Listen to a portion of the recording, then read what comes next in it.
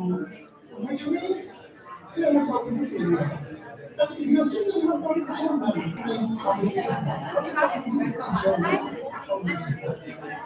we are creating enough housing units to meet this rising. Just the rising so what actually happens when the buildings exist? People are organized. But suppose me in Kenya,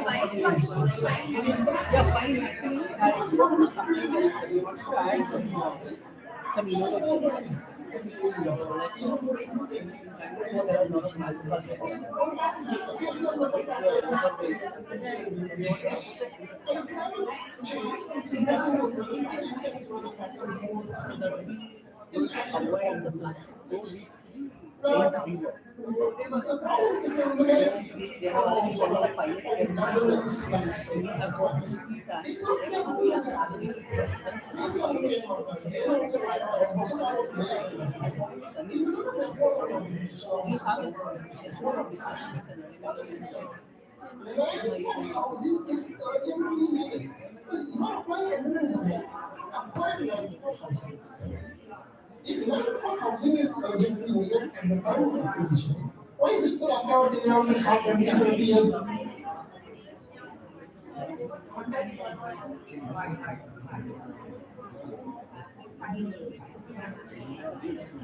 Hi everyone. Good morning. Sorry for the delay. We're just expecting a few more people to come in who are confirmed. I just request you to wait for just 5 more minutes and then we'll get started. Please help yourself to tea. And also we have put out an exhibition of our work. So please feel free to engage with any of us for questions. Thank you.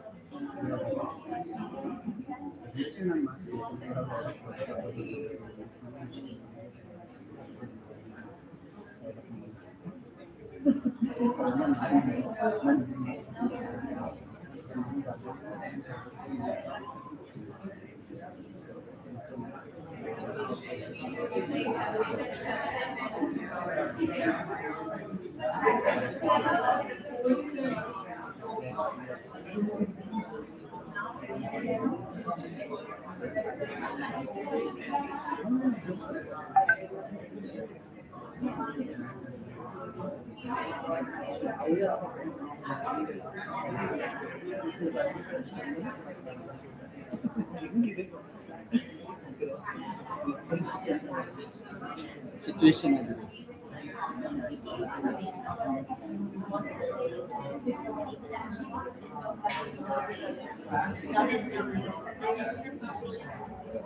Hello.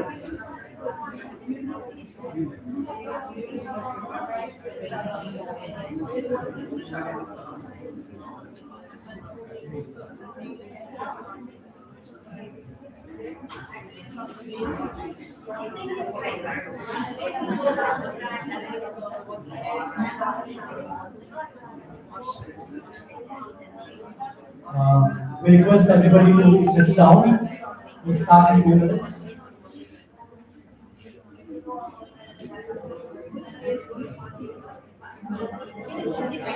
We request all to sit down.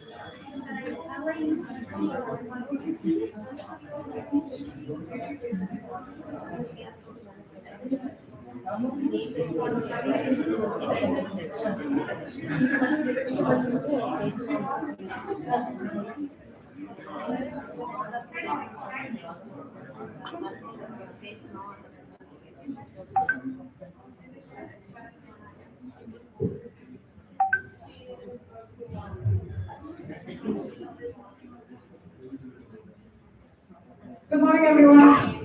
If we can have settle.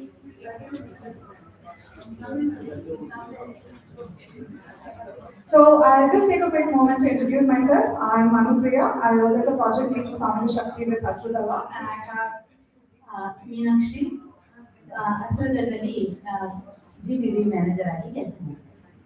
So a quick request from our side. We'll be trying to do this bilingual. So please be patient with us. We'll start with the Kannada translation followed by an English translation. If at all there is any questions, please feel free to raise your hand as well. All right. ಎಲ್ಲರಿಗೂ ನಮಸ್ಕಾರ. ಈ ದಿನ ಸಾಮಾಜಿಕ ಹಕ್ಕುಗಳು ಹೊರಗುಳಿದಿರುವುದರಿಂದ ಪ್ರವೇಶದವರೆಗೆ ಈ ಕಾರ್ಯಕ್ರಮಕ್ಕೆ ನಿಮಗೆಲ್ಲರಿಗೂ ಹಸಿರು ದಳದಿಂದ ಹೃತ್ಪೂರ್ವಕವಾದ ಸ್ವಾಗತವನ್ನ ಕೋರ್ತಿದ್ದೇವೆ. ಈ ಕಾರ್ಯಕ್ರಮಕ್ಕೆ ಆಗಮಿಸಿರುವ ಗಣ್ಯ ಅತಿಥಿಗಳು, ಸಹಭಾಗಿಗಳು, ನಾಗರಿಕ ಸಮಾಜದ ನಾಯಕರು, ತ್ಯಾಜ್ಯ ಸಂಗ್ರಹದ ಸಮುದಾಯದ ಎಲ್ಲಾ ಸದಸ್ಯರಿಗೂ ಹಸಿರು ದಳದ ಪರವಾಗಿ ನನ್ನ ಹೃತ್ಪೂರ್ವಕ ಆತ್ಮೀಯ ಸ್ವಾಗತವನ್ನು ಚಪ್ಪಾಳೆ ಮುಖಾಂತರ ಎಲ್ಲರಿಗೂ ತೋರಿಸುತ್ತೇನೆ. ನಾವು ಇಲ್ಲಿ ಕೇವಲ ತ್ಯಾಜ್ಯ ಸಂಗ್ರಾಹಕರು ನಡೆದು ಬಂದ ಹಾದಿಯ ಒಂದು ಕಿರುಚಿತ್ರ ಬಿಡುಗಡೆ ಮಾಡಲು ಮಾತ್ರವಲ್ಲದೆ ನಾವು ಒಂದು ಮಹತ್ವದ ಪ್ರಶ್ನೆಯನ್ನು ಕೇಳಲು ಮತ್ತು ಅದನ್ನು ಒಟ್ಟಾಗಿ ಚಿಂತಿಸಲು ಇಲ್ಲಿ ಸೇರಿದ್ದೇವೆ. ಆ ಚಿಂತನೆಗಳು ಏನು? ಯಾರು ಗಣನೆಗೆ ಬರುತ್ತಾರೆ? ಯಾರನ್ನು ಸರ್ಕಾರ ಗುರುತಿಸುತ್ತದೆ? ತ್ಯಾಜ್ಯ ಸಂಗ್ರಹಕಾರರಿಗೆ ತ್ಯಾಜ್ಯದ ಮೇಲೆ ಇರುವ ಹಕ್ಕುಗಳು ನಿಜವಾಗಿಯೂ ಸಿಗುತ್ತಿದೆಯೇ? ಹಕ್ಕುಗಳು ಇದ್ದರೂ ಅವುಗಳಿಗೆ ಪ್ರವೇಶ ಸಿಗದಿದ್ದರೆ ಅದರ ಅರ್ಥವೇನು? ಇವತ್ತಿನ ಈ ಕಾರ್ಯಕ್ರಮದಲ್ಲಿ ಇದನ್ನು ಚಿಂತಿಸಲು ನಮ್ಮೊಂದಿಗೆ ನೀತಿ ರೂಪಿಸುವವರು, ನೆಲಮಟ್ಟದಲ್ಲಿ ಕೆಲಸ ಮಾಡುವವರು, ದಾನಿಗಳು, ಸಂಘ ಸಂಸ್ಥೆಗಳು ಮತ್ತು ತಮ್ಮ ಜೀವನದ ಅನುಭವವನ್ನು ಹಂಚಿಕೊಳ್ಳುವುದಕ್ಕೆ ಒಂದೇ ವೇದಿಕೆಯಲ್ಲಿ ನಾವೆಲ್ಲರೂ ಸೇರಿದ್ದೇವೆ. ಏಕೆಂದರೆ ಹಕ್ಕುಗಳಿಗೆ ಪ್ರವೇಶ ಎನ್ನುವುದು ಕೇವಲ ಕಚೇರಿಯ ಕೆಲಸವಲ್ಲ, ಅದು ಕೇವಲ ಕಾಗದದ ಕೆಲಸವೂ ಅಲ್ಲ, ಅದು ರಾಜಕೀಯ ವಿಷಯವೂ ಹೌದು, ಅದು ವ್ಯವಸ್ಥೆಯ ವಿಷಯವೂ ಹೌದು, ಅದು ಮತ್ತು ಮುಖ್ಯವಾಗಿ ಇದು ತ್ಯಾಜ್ಯ ಸಂಗ್ರಹಕಾರರ ಜೀವನಕ್ಕೆ ಸಂಬಂಧಿಸಿದ ವಿಷಯವೂ ಹೌದು. A very warm welcome to all to the social entitlements from exclusion to access. On behalf of Asradalla, it is a privilege to welcome our distinguished guests, government representatives, partners, civil society members, and members of the guest speaker community as well. We gather here not just to launch a film, but to reflect on a deeper question. Who gets counted? Who gets recognized? And who gains access to rights that already exist on paper? Today's program brings together voices from policy, practice, philanthropy, and lived experiences. Because access to entitlements is not merely administrative, it is political, structural, and deeply human. To formally welcome us and set the context for the day, I invite Ms. Chinmay Naik, Executive Director of Asradalla, to formally welcome and opening remarks. Thank you. Ellarigu namaskara. Before I begin, I would like to just start with one question. What does dignity look like for the workers who keep our city clean? So, is it recognition? Is it safety? Is it assurance that when crisis comes, someone or something will stand with them? As we gather here today, just days before International Guest Speaker Day, which is on 1st of March, the question feels deeply important. Because today is not only about launching this film, it is about recognizing the people whose labor quietly sustains our cities every single day. Waste pickers are invisible backbone of a recycling economy. I think nobody can right now say otherwise. In Bangalore, more than 22,000 waste pickers contribute daily to keeping this city clean, recovering materials, and reducing environmental impact. They are our environmental workers, they are our technical experts in solid waste management, they are our essential workers. And yet, for far too long, many have remained outside the system. They still do, out of protection and recognition. The impact assessment reminds us of this reality. Many lacked identity documentations. Nearly 80% did not have ration cards. Access to healthcare and social security remained limited. Women often face deeper economic and social vulnerabilities. When crises like COVID came or any climate shocks arrived, these gaps become life-altering. At Hasirudala, we believe social security is not charity, it is a recognition. A ration card means food security, health access means access to treatment, pensions mean dignity in old age, and ID means being visible and being counted. But for many waste pickers, accessing these entitlements meant navigating systems that were complex, digital, and often inaccessible. Which brought us to another question, which is what if the system came to the worker instead of worker chasing the system? So one such example through Samohika Shakti initiative supported by Wipro Foundation and implemented alongside with lot of almost 12 partners, committed partners, Hasirudalla implemented mobile social security that went directly to communities. And outcome were powerful. Nearly 8,000 social security applications facilitated, over 7,000 approvals were there, access to schemes such as ID cards, Aadhaar, PAN, health IDs, pensions, financial services, but numbers alone do not tell the full story. These assessments showed that 78% of the beneficiaries reported reduced time and cost in accessing schemes, and 90% felt less stigma and greater empowerment after receiving documentation and benefits. 67% reported increased dignity and confidence in engaging with institutions. These numbers represent something deeper, a shift from invisibility to participation. Social protection is not only about documents, it is also about building resilience. And this journey also included health camps, which also gave follow-up care, housing support and advocacy, financial literacy and inclusion, and leadership training and safer livelihoods through structured waste management systems. And together, these interventions help create stronger, more secure communities, especially important as climate risks are growing and urban vulnerability are increasing.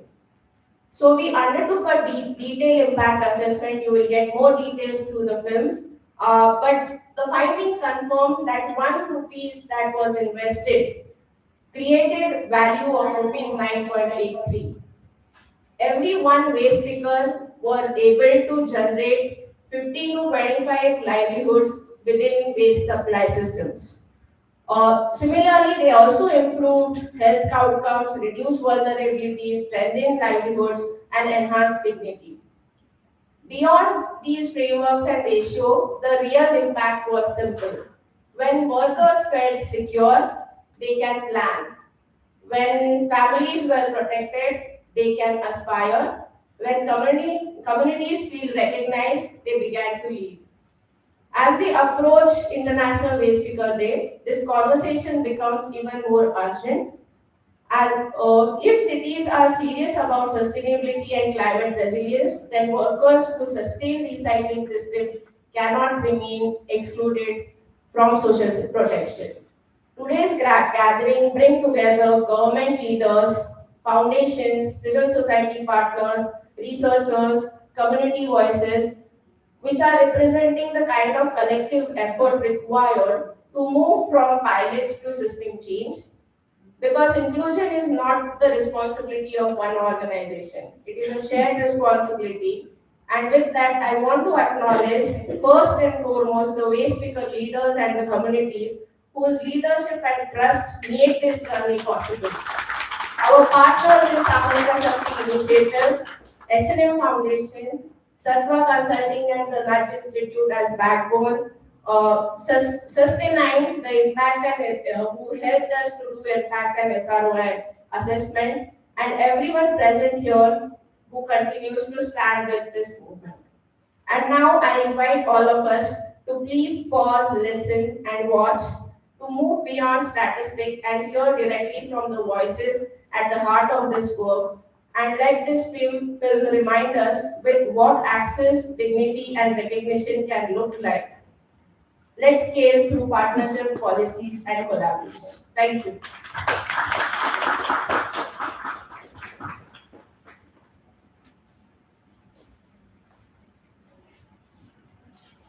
ಧನ್ಯವಾದಗಳು ಚಿನ್ಮಯಿ.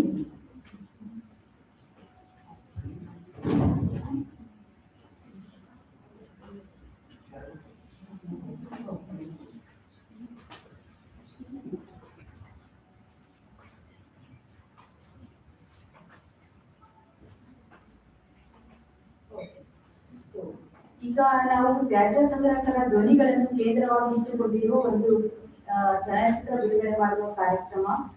ಇದು ಸಾಮಾಜಿಕ ಹಕ್ಕುಗಳನ್ನು ಪಡೆಯಲು ಪ್ರತಿದಿನವೂ ನಡೆಸಬೇಕಾಗಿರುವ ಹೋರಾಟಗಳನ್ನು ದಾಖಲಿಸುತ್ತದೆ.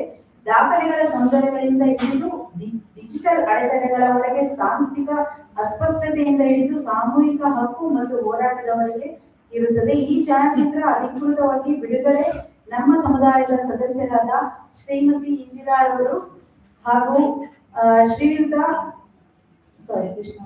ಶ್ರೀಮತಿ ರತ್ನಮ್ಮ ಅವರು, ಶ್ರೀಮತಿ ಹುಚ್ಚನಿಂಗಮ್ಮರವರು ಹಾಗೂ ಶ್ರೀಮತಿ ಭಾನು ಅವರು ಈ ವೇದಿಕೆಗೆ ಆಹ್ವಾನಿಸುತ್ತಿದ್ದೇವೆ. ಹಾಗೂ ಹಿಂದೂಮತಿ ಮತ್ತು ಅನಿತಾ ಕೂಡ ಈ ಒಂದು ಕಿರುಚಿತ್ರವನ್ನು ಬಿಡುಗಡೆ ಮಾಡಬೇಕೆಂದು ಕೇಳಿದ್ದೇವೆ. Just quickly translate. We now move to the launch of the short film that centers the voice of waste pickers themselves. The film includes documents everyday negotiations required to secure entitlements from documentation hurdles to digital barriers. May I request the community members, Srimati Indumati, Indrama, we also have Ratnama, Muchanama, Banubai, Anita, and also Shalini is here as well. They will be officially launching the film, but I would also like to take a moment to acknowledge that we have Srimati Uma Mahadevan IAS, who has joined us online on Zoom as well. So,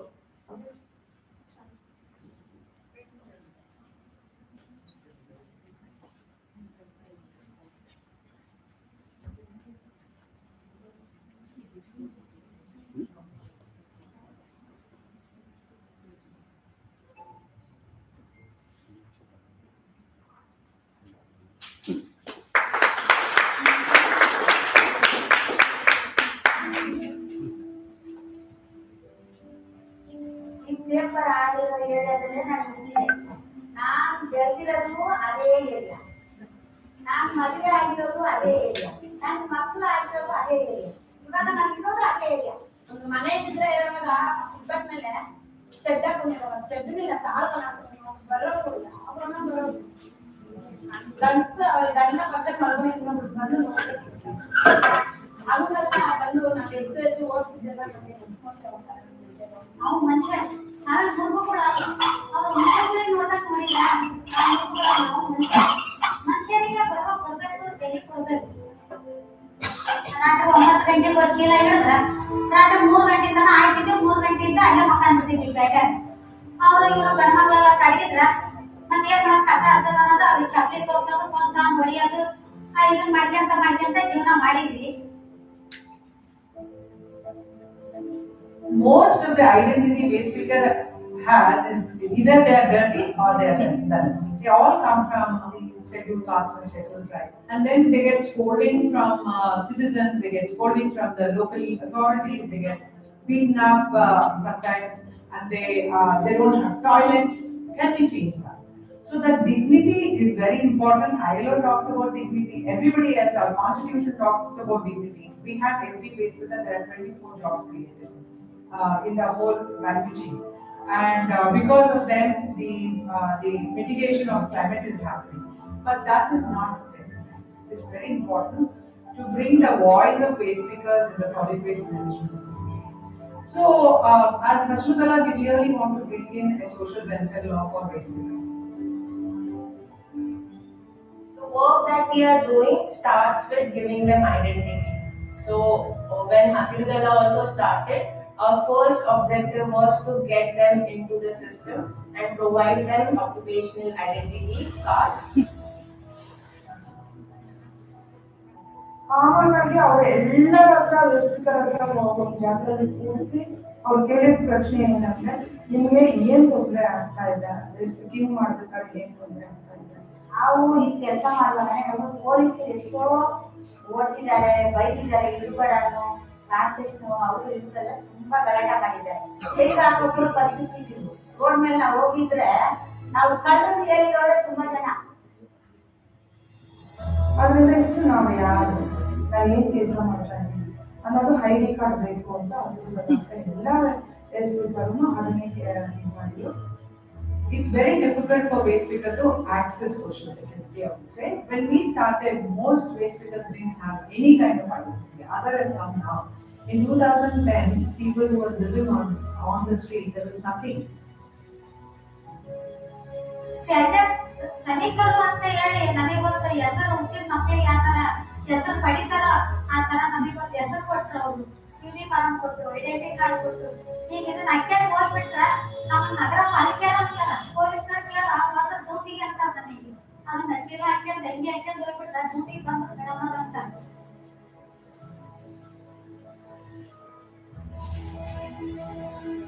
They go, they pick up waste, sorted, graded, and sell. So they are all self-employed. So the cost of the grades of the material they sell, the recyclables they sell, it goes up and down. Today it may be 10 rupees, tomorrow it may be 12, and day after it may be 8 or 7. So there is no predictable income for them. ನಾನು ಒಬ್ಬಕ್ಕೆ ಇದ್ದೀನಿ, ಅದು ನಮ್ಮ ತಮ್ಮ ನೋಡ್ಕೊಂತ ಇದ್ರು. ಅವ್ರು ಎಷ್ಟು ದಿನ ಅಂತ ನೋಡ್ಕೊಂತಾರ, ನಾನು ಅವ್ರಿಗೆ ಭಾರವಾಗಿರ್ಬಾರ್ದು. ಅದರಿಂದ ನಾನು ದುಡ್ಕೋಬೇಕು, ನಾನು ನನ್ನ ಕಾಲ ಮೇಲೆ ನಾನು ನಿಂತ್ಕೋಬೇಕು, ಅವ್ರು ಭಾರವಾಗಿರ್ಬಾರ್ದು. ನಾನು ಬರೇ ಹೋಗೋದು ಬರೋದು, ಮಳೆ ಅಂದ್ರೆ ಹೋಗ್ತೀವಿ, ಗಾಳಿ ಅಂದ್ರೆ ಹೋಗ್ತೀವಿ, ಬಿಸಿಲು ಅಂದ್ರೆ ಹೋಗ್ತೀವಿ. ಹೋಗ್ಲಿಲ್ಲ ಅಂದ್ರೆ ಜೀವನ ಇಲ್ಲ. ಒಂದ್ ಮದುವೆ ಮಾಡ್ಬೇಕಂದ್ರೆ ಸಾಲ ಮಾಡ್ಬೇಕು, ಒಂದೇನಾದ್ರೂ ಕಷ್ಟ ಸುಖ ಮಾಡ್ಬೇಕಂದ್ರೆ ಅದ್ರಾಗೆ ಸಾಲ ಮಾಡ್ಬೇಕು, ಅದಕ್ಕೆ ಬಡ್ಡಿ ಕಟ್ಬೇಕು, ಅದರಲ್ಲಿನೇ ತಿನ್ಬೇಕು, ಅದರಲ್ಲಿನೇ ವ್ಯಾಪಾರ ಮಾಡ್ಕೋಬೇಕು, ಅದರಲ್ಲಿನ ಆಸ್ಪತ್ರೆ ಖರ್ಚು ಎಲ್ಲ ಅಂದ್ರೆ ಆಗಲ್ಲ.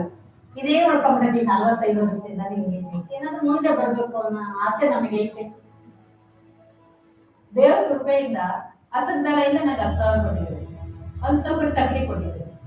ಅದರಿಂದ ನಾನು ಒಂದಿಬ್ಬರು ಮೂವರಿಗೆ 10,000 ತಲೆನೆ ಒಬ್ಬರಿಗೆ 1,000 2,000 ಹಂಗ್ ಕೊಟ್ಟು ಅವ್ರ ಹತ್ರ ದಿನಕ್ಕೆ 150 gram ಅಂಕುದು ತಗೋತಿದ್ದೆ.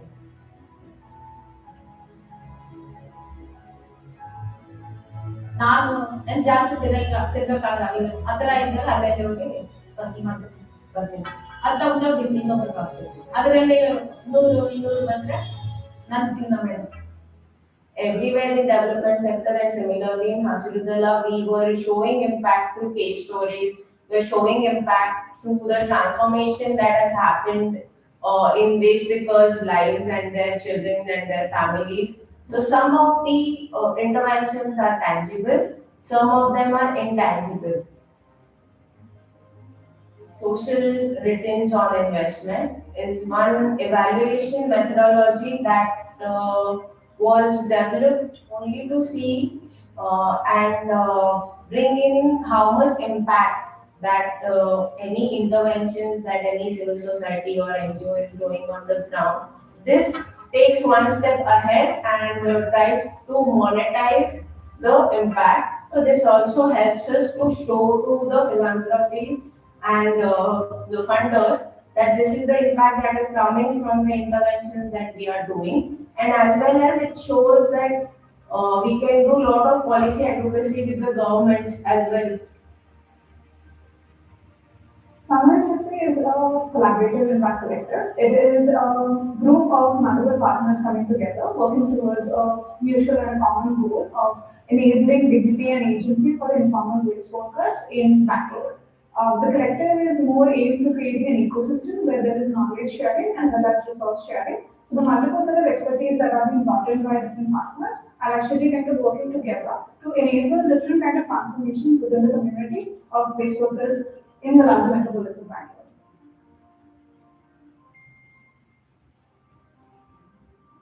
So it has taken so much effort to build that relationship and collaborate with the all kinds of local bodies, whether it is government, central government, state government, gram panchayats, nagar panchayats, and corporation. Everywhere we go, we have no illusion that we can do everything.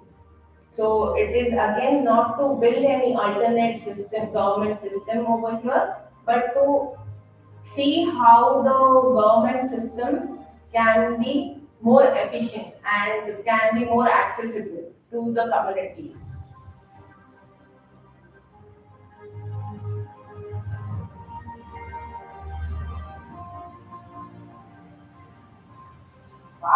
ಸಂಪೂರ್ಣತೆ ಕೆಲಸ ಮಾಡಿದವ ನಾನು ಈ ತರ ಬಂದ ಕೆಲಸ ಮಾಡಿದವ ಈಗ ಬಂದಿದೆ ಅದ್ರ ಮೇಲೆ ಹೋಗಿ ಅವರು ಪಟ್ಟಿ ಮೇಲೆ ಹೋಗಿ ಅವರು ಹಿಡಿಬೇಕಾದ್ರೆ ಕೈ ಒಂಥರ ಇದಾಗ್ಬೋದು ನನಗೆ.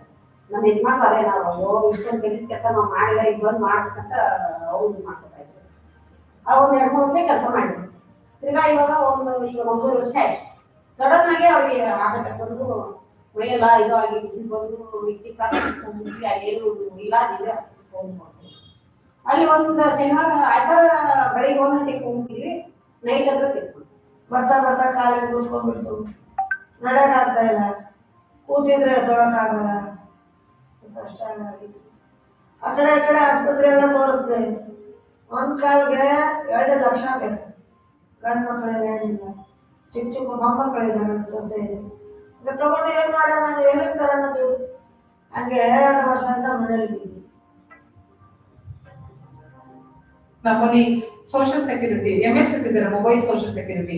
ಮನೆ ಬಾಗಿಲಿಗೆ ಹೋಗ್ಬಿಟ್ಟು ಫ್ರೀಯಾಗಿ ಈ ಶ್ರಮ ಮಾಡ್ತಾರೆ, ಆಭಾ ಕಾರ್ಡ್ ಮಾಡ್ತಾರೆ, ಅಂಬೇಡ್ಕರ್ ಸಹಾಯ ಹಸ್ತ ಮಾಡ್ತಾರೆ. ಅದೆಲ್ಲ ಏನೇನಿಲ್ಲ ಫ್ರೀ, ವೋಟರ್ ಐಡಿ ಫ್ರೀ ಆಗುತ್ತೆ. ಇಷ್ಟೆಲ್ಲ ಸೌಲಭ್ಯಗಳನ್ನ ನಾವು ಅವ್ರಿಗೆ ಮಾಡ್ಕೊತೀವಿ.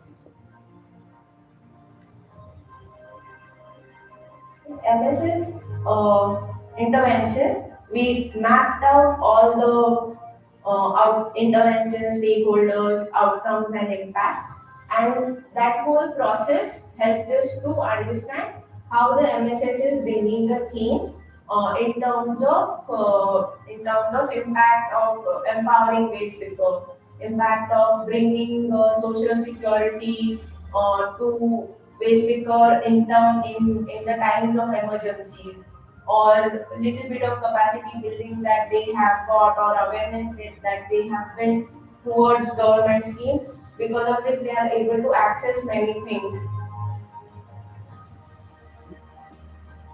For every 1 rupees of funding or the support that we got from different philanthropic initiatives, 9.83 rupees of benefits that waste pickers have got. This is the impact that we are bringing in waste pickers' lives.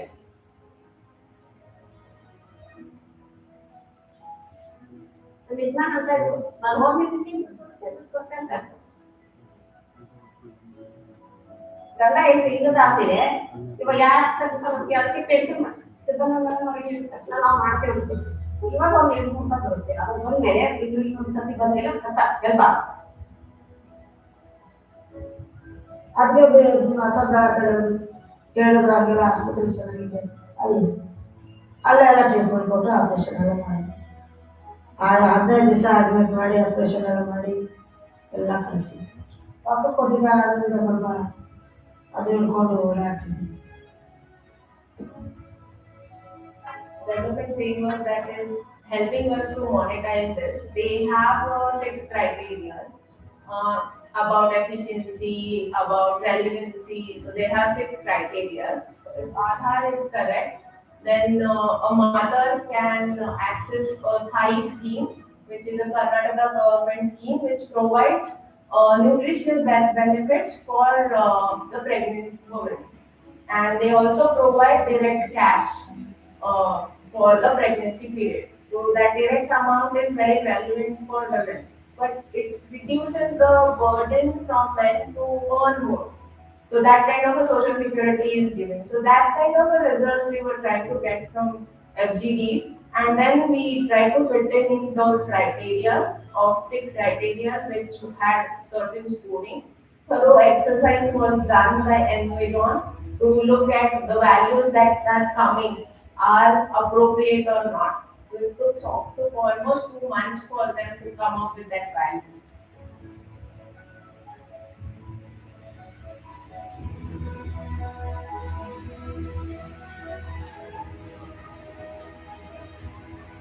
Social security is something that will help them to at least have some predictable material they get. For example, if they have ration card, at least you know that the rice will come home, right? Or if you have children's scholarship is there, then you're sure that your child can go to school. ಈಗೀಗ ತುಂಬಾ awareness ಆದ್ಮೇಲೆ ನಂತರ ನಮ್ಮ ಮಕ್ಕಳು ಆಗ್ಬಾರ್ದು, ನಮ್ಮ ಮಕ್ಕಳು ಒಳ್ಳೆ ಒಂದು ಎಜುಕೇಶನ್ ಮಾಡಬೇಕು, ಅವ್ರುಗಳು ಒಂದು ಒಳ್ಳೆ ಕೆಲ್ಸಕ್ಕೆ ಹೋಗ್ಬೇಕಂತ ನಮಗೂ ಕೂಡ ಆಸೆ. ಯಾಕಂದ್ರೆ ನಾವು ಇದರಲ್ಲಿ ಬಿದ್ದಿರೋ ಕಷ್ಟ ಆ ಮಕ್ಕಳಿಗೆ ಬರಬಾರ್ದು ಅಂತ ಎಲ್ಲ ಹೋಲಿಸ್ತಾ ಇದ್ದೀವಿ. ನನ್ನ DW ಸೆಂಟ್ರಲ್ಲಿ ನಾನು ಡಿಗ್ರಿ ಒಂದು ಸೆಂಟರ್ನ ಯಾಕೆ ಓಪನ್ ಮಾಡಿಸಿದೆ ಅಂತ ಹೇಳಿದಾಗ, ಆ ವಯಸ್ಸಲ್ಲಿ ನನ್ನ ಮಕ್ಕಳು ಆ ವಯಸ್ಸು ಸಣ್ಣ ಮಕ್ಕಳು ಇರ್ಬೇಕಾದ್ರೆ ಈ ಸ್ಕೂಲ್ ಸೇರಿಸ್ಕೊಂಡ್ರೆ ತುಂಬಾ ಗೊತ್ತಾಗುತ್ತೆ. ನನ್ನ ಹತ್ರ ಯಾವುದೇ ಒಂದು ರೀತಿ ಡಾಕ್ಯುಮೆಂಟ್ಸ್ ಇರಲಿಲ್ಲ. ಗೌರ್ಮೆಂಟ್ ಸ್ಕೂಲ್ ತಗೊಂಡ್ರೆ ಅವಾಗ ಬರ್ತ್ ಸರ್ಟಿಫಿಕೇಟ್ ಕೇಳ್ತಾ ಇದ್ರು, ಇವಾಗ ಆಧಾರ್ ಕಾರ್ಡ್ ಕೇಳ್ತಾ ಇದ್ದಾರೆ. ಅವಾಗ ಬರ್ತ್ ಸರ್ಟಿಫಿಕೇಟ್ ಕೇಳ್ತಾ ಇದ್ರು, ಬಟ್ ಬರ್ತ್ ಸರ್ಟಿಫಿಕೇಟ್ ಕೂಡ ನನ್ನ ಮಕ್ಕಳ ಹತ್ರ ಇರಲಿಲ್ಲ. ಆ ಥರ ವೇಸ್ಟ್ ಕೆಲಸ ಮಾಡೋ ಮಕ್ಕಳು ಎಲ್ಲನ್ನ ನೋಡ್ಕೊಂಡಿದ್ರು ಅವರು ಫೀಸ್ ಕಟ್ಟೋಷ್ಟು ಕೆಪಾಸಿಟಿ ಇಲ್ಲ. ಅಟ್ಲೀಸ್ಟ್ ಮಕ್ಕಳನ್ನ ವೇಸ್ಟ್ ಕೈ ಇರ್ತೀರಾ, ಅವ್ರ ಕೆಟ್ಟ ಅಭ್ಯಾಸಕ್ಕೆ ಗುರಿಯಾಗ್ದಿರಂಗೆ ಒಂದು ಸೆಂಟರ್ನ ಅವ್ರನ್ನ ಸೇಫ್ಟಿ ಮಾಡ್ಬೇಕನ್ನೋ ನಾವು ಉದ್ದೇಶದಿಂದ ಆ ಸೆಂಟರ್ನ ನಾನು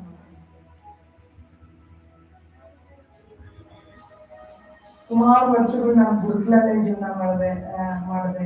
ಈಗ ನಾನು ಒಂದು 5 ವರ್ಷದಿಂದ ರೆಂಟ್ ಮನೆ ತಗೊಂಡು ರೆಂಟ್ ಮನೆಯಲ್ಲಿದ್ದೀನಿ. ಈಗ ಎಲ್ಲ ಡಾಕ್ಯುಮೆಂಟ್ಸ್ ಬಂತು. ಫಸ್ಟ್ ನನಗೆ ವೇಸ್ಟೇಜ್ ಕಾರ್ಡ್ ಬಂದ್ಮೇಲೆ ಆಮೇಲೆ ಎಲ್ಲ ಇದು ಬಂತು. ಈಗ ಎಲ್ಲರಿಗೂ ಒಂದು 65,000ಕ್ಕಿಂತ ಹೆಚ್ಚು ನಾವು ಸಾಮಾಜಿಕ ಭದ್ರತೆನ ನಾವು ಮಾಡ್ಕೊಟ್ಟಿದೀವಿ. ಈ ರೇಷನ್ ಕಾರ್ಡ್ ನಮ್ಗೆ ಬೇಕು, ನಮ್ಗೆ ಆಧಾರ್ ಹೆಸರು ಚೇಂಜ್ ಮಾಡ್ಬೇಕು, ಬರ್ತ್ ಸರ್ಟಿಫಿಕೇಟ್ ಅಲ್ಲಿ ನಮ್ಮ ಮಗು ಬರ್ತ್ ಸರ್ಟಿಫಿಕೇಟ್ ಬೇಕು, ನಮ್ಮ ಮಗು ಹೆಸರು ಚೇಂಜ್ ಆಗ್ಬೇಕು. ತುಂಬಾ ಜನ ಬಂದು ಕೇಳ್ಕೊಂಡು ಬಂದು ಅದನ್ನೆಲ್ಲ ಮಾಡಿಸ್ಕೊಳ್ಳೋಷ್ಟು ಮುಂದುವರಿದ್ದಾರೆ ನಮ್ಮ ಜನ.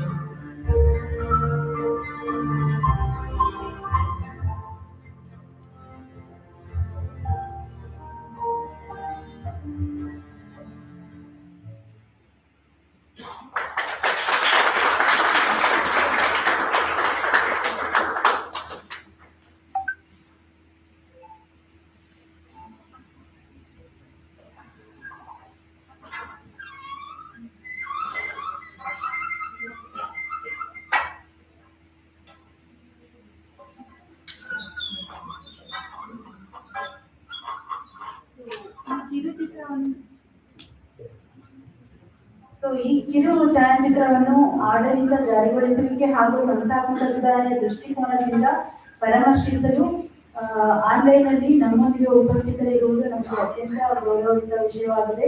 ಶ್ರೀಮತಿ ಉಮಾ ಮಹಾದೇವನ್, ಭಾರತೀಯ ಆಡಳಿತ ಸೇವೆ ಅಪಾರ ಮುಖ್ಯ ಕಾರ್ಯದರ್ಶಿ ಹಾಗೂ ಅಭಿವೃದ್ಧಿ ಆಯುಕ್ತರು, ಕರ್ನಾಟಕ ಸರ್ಕಾರ. ಶ್ರೀಮತಿ ಉಮಾ ಮಹಾದೇವನ್ ರವರು ಘನತ್ಯಾಜ್ಯ ನಿರ್ವಹಣೆಯಲ್ಲಿ ಗೌರವ ಮತ್ತು ವಿಕೇಂದ್ರೀಕರಣ ಹಾಗೂ ವ್ಯವಸ್ಥೆ ಬಲಪಡಿಸುವಿಕೆಗೆ ಹೆಚ್ಚು ಒತ್ತು ನೀಡುತ್ತಾ ಪ್ರಗತಿಪರ ಸುಧಾರಣೆಗಳನ್ನು ನಿರಂತರವಾಗಿ ಮುನ್ನಡೆಸುತ್ತಿದ್ದಾರೆ. ಮಹಿಳಾ ಉದ್ಯಮಶೀಲತೆಯ ಬಲಿಷ್ಠ ಬೆಂಬಲಕರಾಗಿ ಇವರು ಸಮುದಾಯ ಆಧಾರಿತ ಅಭಿವೃದ್ಧಿ ಮಾದರಿಗಳನ್ನು ಉತ್ತೇಜಿಸುವಲ್ಲಿ ಮಹತ್ವದ ಪಾತ್ರ ವಹಿಸುತ್ತಿದ್ದಾರೆ. ಕರ್ನಾಟಕದ ಗ್ರಾಮೀಣ ಪ್ರದೇಶಗಳಲ್ಲಿ ಗ್ರಂಥಾಲಯದ ವಿಸ್ತರಣೆಗೆ ನೀಡಿರುವ ಅವರ ದೂರದೃಷ್ಟಿಯ ಬೆಂಬಲವು ಜ್ಞಾನವೇ ಶಕ್ತಿ ಎಂಬ ಅವರ ನಂಬಿಕೆಯನ್ನು ಪ್ರತಿಬಿಂಬಿಸುತ್ತದೆ. ಹಸಿರು ದಳಕ್ಕೆ ನೀಡುತ್ತಿರುವ ಅವರ ನಿರಂತರ ಪ್ರೋತ್ಸಾಹವು ತ್ಯಾಜ್ಯ ಸಂಗ್ರಾಹಕರ ಸಮುದಾಯದ ಹಕ್ಕುಗಳು ಮತ್ತು ಮಾನ್ಯತೆಗಾಗಿ ನಡೆಯುತ್ತಿರುವ ಸಾಮೂಹಿಕ ಪ್ರಯತ್ನಗಳನ್ನು ಮತ್ತಷ್ಟು ಬಲಪಡಿಸುತ್ತದೆ. ಈ ಕಾರ್ಯಕ್ರಮದಲ್ಲಿ ಉಪಸ್ಥಿತಿಯಿಂದ ಮತ್ತಷ್ಟು ಅರ್ಥಪೂರ್ಣವಾಗಿದೆ. ದಯವಿಟ್ಟು ಈ ಕಾರ್ಯಕ್ರಮ ಹಾಗೂ ತ್ಯಾಜ್ಯ ಶ್ರಮಿಕರ ಬಗ್ಗೆ ತಮ್ಮ ಅಭಿಪ್ರಾಯಗಳನ್ನು ಹಂಚಿಕೊಳ್ಳುವಂತೆ ಶ್ರೀಮತಿ ಉಮಾ ಮಹಾದೇವನ್ ರವರಲ್ಲಿ ನಾವು ವಿನಮ್ರವಾಗಿ I'll just quickly translate that also. To reflect on what we have watched today, from the lens of governance, policy, implementation, and institutional reform, we are privileged to have with us Srimati Uma Mahadevan IAS, the Additional Chief Secretary and Development Commissioner, Govt of Karnataka. She has consistently championed progressive reforms in solid waste management with a strong emphasis on dignity, decentralization, and system strengthening. She has been a committed advocate for women's entrepreneurship and has actively promoted community-led models of development. Her visionary support for expanding rural libraries across Karnataka reflects her belief in knowledge as empowerment, and her continued encouragement to pursue the law has strengthened collective efforts towards securing rights and recognition for the waste paper communities. Ma'am, we are honored to have you in our presence. May I request you to kindly share your reflections on it. Thank you. Thank you very much. ಎಲ್ಲರಿಗೂ ನಮಸ್ಕಾರ. ನನಗೆ ಈ ದಿನ ತಮ್ಮೊಂದಿಗೆ ವ್ಯಕ್ತಿಗತವಾಗಿ in person join ಆಗಬೇಕು ಅಂತ ಆಸೆ ಇತ್ತು. I wanted to join all of you in person to mark the release of this very important film. ಈ ಒಂದು ಚಲನಚಿತ್ರ ತುಂಬಾ ಚೆನ್ನಾಗಿದೆ, ತುಂಬಾ ಮುಖ್ಯವಾದ ಒಂದು ಅರ್ಥಪೂರ್ಣವಾಗಿ ಫಿಲ್ಮ್ ಮಾಡಿದ್ದಾರೆ. ಹವೆವರ್ ಹಲವಾರು ಕಾರಣಗಳಿಂದ ನಾನು ವ್ಯಕ್ತಿಗತವಾಗಿ ನಿಮ್ಮ ಜೊತೆಲಿ ನಿಮ್ಮೊಂದಿಗೆ ಈ ಸಭೆಯಲ್ಲಿ ಭಾಗವಹಿಸಲಿಕ್ಕೆ ಆಗಲಿಲ್ಲ. ಆದರೆ I am happy to join online due to various reasons I have not been able to join in person. First of all, my congratulations to Asudala and to Samrika Shakti for putting together this important meeting and this celebration and this extraordinary document. Even film ಒಂದು extraordinary document ಆಗಿದೆ about the lives of waste worker communities, especially extremely feminized workforce of waste workers, and in their own voices, from their locations and from their day-to-day lived experience. It's a very valuable testament to the work that they're doing, which is a fundamental work. ನಮ್ಮ ಸಮಾಜಕ್ಕೆ ಒಂದು foundational work for our cities and for our societies and for our futures, for our common futures. In fact, I was reading Gandhi's In Swaraj, written more than 100 years ago, which also talks about sustainability and talks about localized village republics with dignity and sustainability at their heart. And I think in solid waste management, the way we have been working on it in partnership with Hasrudala and various organizations, including women's collectives, self-help groups, ಮಹಿಳೆಯರ ಒಕ್ಕೂಟಗಳ ಜೊತೆಗೆ ನಾವು ಈ ತ್ಯಾಜ್ಯ ವಿಲೇವಾರಿನಲ್ಲಿ ಕೆಲಸ ಮಾಡ್ತಾ ಇರುವುದನ್ನ I think we have been trying to bring this principle of localization, of decentralization, and locally managing waste, handling waste, and bringing some sense of circularity into the ways in which we live our lives. In Karnataka, across nearly 6,000 panchayats, the Gram Panchayats few years ago were involving self-help group women in waste management only as waste workers but not as collectors. Thereafter, and that was not working both from the dignity point of view and from the point of view of whether the waste was coming segregated at source, whether it was being able to be handled with dignity and decent work, all of that. And therefore, now in Madhuri, ಪ್ರತಿಯೊಂದು ಗ್ರಾಮ ಪಂಚಾಯತಿ ಮಹಿಳೆಯರ ಒಕ್ಕೂಟದ ಜೊತೆಯಲ್ಲಿ ಒಂದು ಒಪ್ಪಂದ ಮಾಡಿಸೋದು ಮತ್ತೆ ಆ ಒಪ್ಪಂದ ಮೂಲಕ ಮಹಿಳೆಯರ ಸ್ವಸಹಾಯ ಗುಂಪು ತರಬೇತಿ ತಗೊಂಡು ಎಂಡ್ ಟು ಎಂಡ್ ಅಂದ್ರೆ the local bodies signed MOUs with Women's Federation so that end-to-end management of solid waste could be worked towards and could be achieved, which includes behavior change communication, use of collection, localized house-to-house collection, segregation at source, secondary segregation, and then management of the waste, disposal to aggregators, all of that. And the revenues being shared between the women as well as with the panchayat, so that there is some build-up. This has happened over 4-5 years now with the Mele Kensa Madi. Hasrudala has been a very integral partner with us in this. And I think this can only be the only way forward, really, is to handle and treat waste locally with source segregation, bringing dignity into the work of those who work in this sector, and bringing social security to all workers. Social security, dignity to all workers, which is why this film is so important. This film shows us glimpses of the work that are done by our waste workers and the fundamental importance of documents that enable them to get entitlements, make claims for services, to be eligible for social security and other support, and also for their children to therefore become eligible and to find ways for social mobility. I think this film is very, very important from this perspective, and I congratulate Hasrudala, Samvikash for the work to empower waste workers and to create collectives to help achieve social security and work towards. I still remember Nalini Shekhar's presentation, the first time we addressed a group of nearly 500 Gram Panchayat leaders and staff and women representatives and so on in Kolar. And Nalini, you were talking about how waste workers in Davangere or was it Chitradurga were able to learn how to maintain their accounts and their documents, starting with an A3 paper and then going down all the way to the level of a WhatsApp message. I think that was really inspiring and gave us a vision of what's possible. All of us can learn, all of us can achieve dignity together, and all of us can find ways to do transformational work in this most fundamental of sectors. I really wish all of you the very best.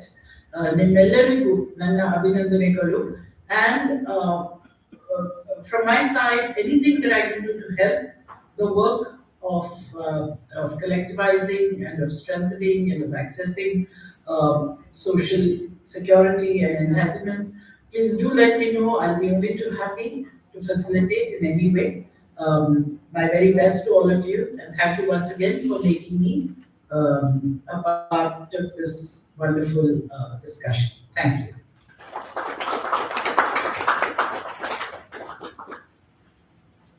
ಧನ್ಯವಾದಗಳು madam. ತ್ಯಾಜ್ಯ ಶ್ರಮಿಕರಿಗಾಗಿ ನಾವು ಒಂದು welfare ಲಾ ಮಾಡ್ತಿದ್ದೀವಿ, ಅದಕ್ಕೆ ನಿಮ್ಮ support ನಮಗೆ ಖಂಡಿತವಾಗ್ಲೂ ಬೇಕಾಗಿದೆ. Thank you, ma'am. We will quickly translating what. So we are a collective of people are putting together a welfare law board for the waste paper communities, and we were just taking in the window of an opportunity to also seek support from Madam Astar. But she has also continued to express her support throughout. So once again, thank you so much. We really appreciate you giving us your time. And I think what we move on with next is to start off with the discussion. Ma'am, it would be great if you could continue to be online, but nonetheless. If you could just give us a quick minute, we'll be setting up the floor as well.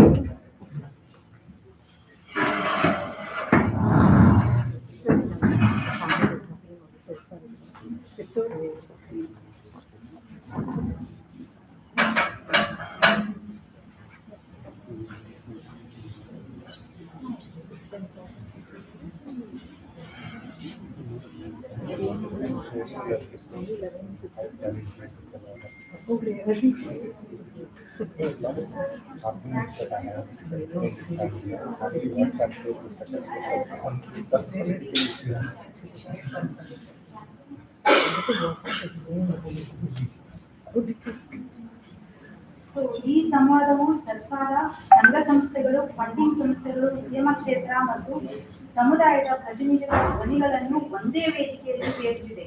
ಏಕೆಂದರೆ ವ್ಯವಸ್ಥಾತ್ಮಕ ವಿವಿಧ ಕ್ಷೇತ್ರಗಳ ಅವಕಾಶ, ಪರಸ್ಪರ ಹೊಣೆಗಾರಿಕೆ ಹಾಗೂ ಸಹಕಾರ ಅತ್ಯವಶ್ಯಕವಾಗಿ ಮಾಡಿದೆ.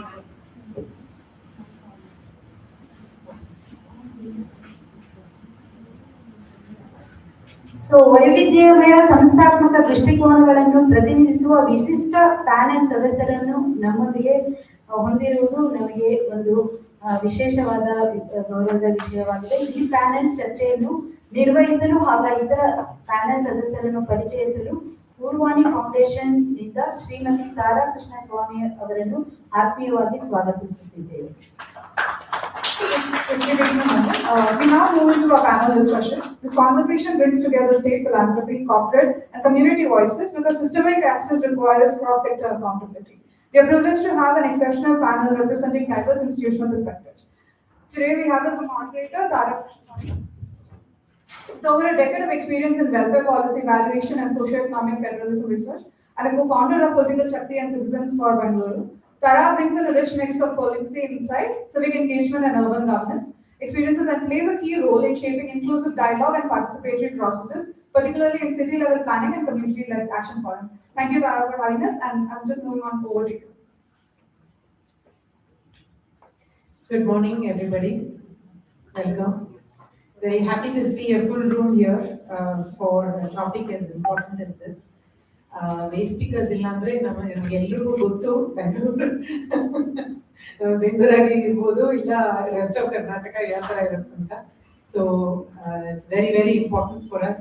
Very, very important morning here. It's a beautiful film that we saw, and nice to hear ACS Uma Mahadevan's words as well. So with that, I will start to welcome the panelists, the esteemed panelists today. Well, barring one of them, Saubhagya, who I know well, I'm meeting everyone else for the first time today. So pardon me, I have to look at this to introduce them. So first of all, I think Kanupriya Raval is already online. So if we could please project, turn on her video. Yeah. So Kanupriya is with Hindustan Unilever. She is a lead for the strategic social impact part of their corporate social responsibility, CSR leadership. And she has been working to scale inclusive and equitable livelihood programs, skills, and gender inclusion. to empower communities across India. So she basically translates the CSR commitments into ground impact. And now here she is been working on the Uthan project, which strengthens access to social security for vulnerable and informal worker communities.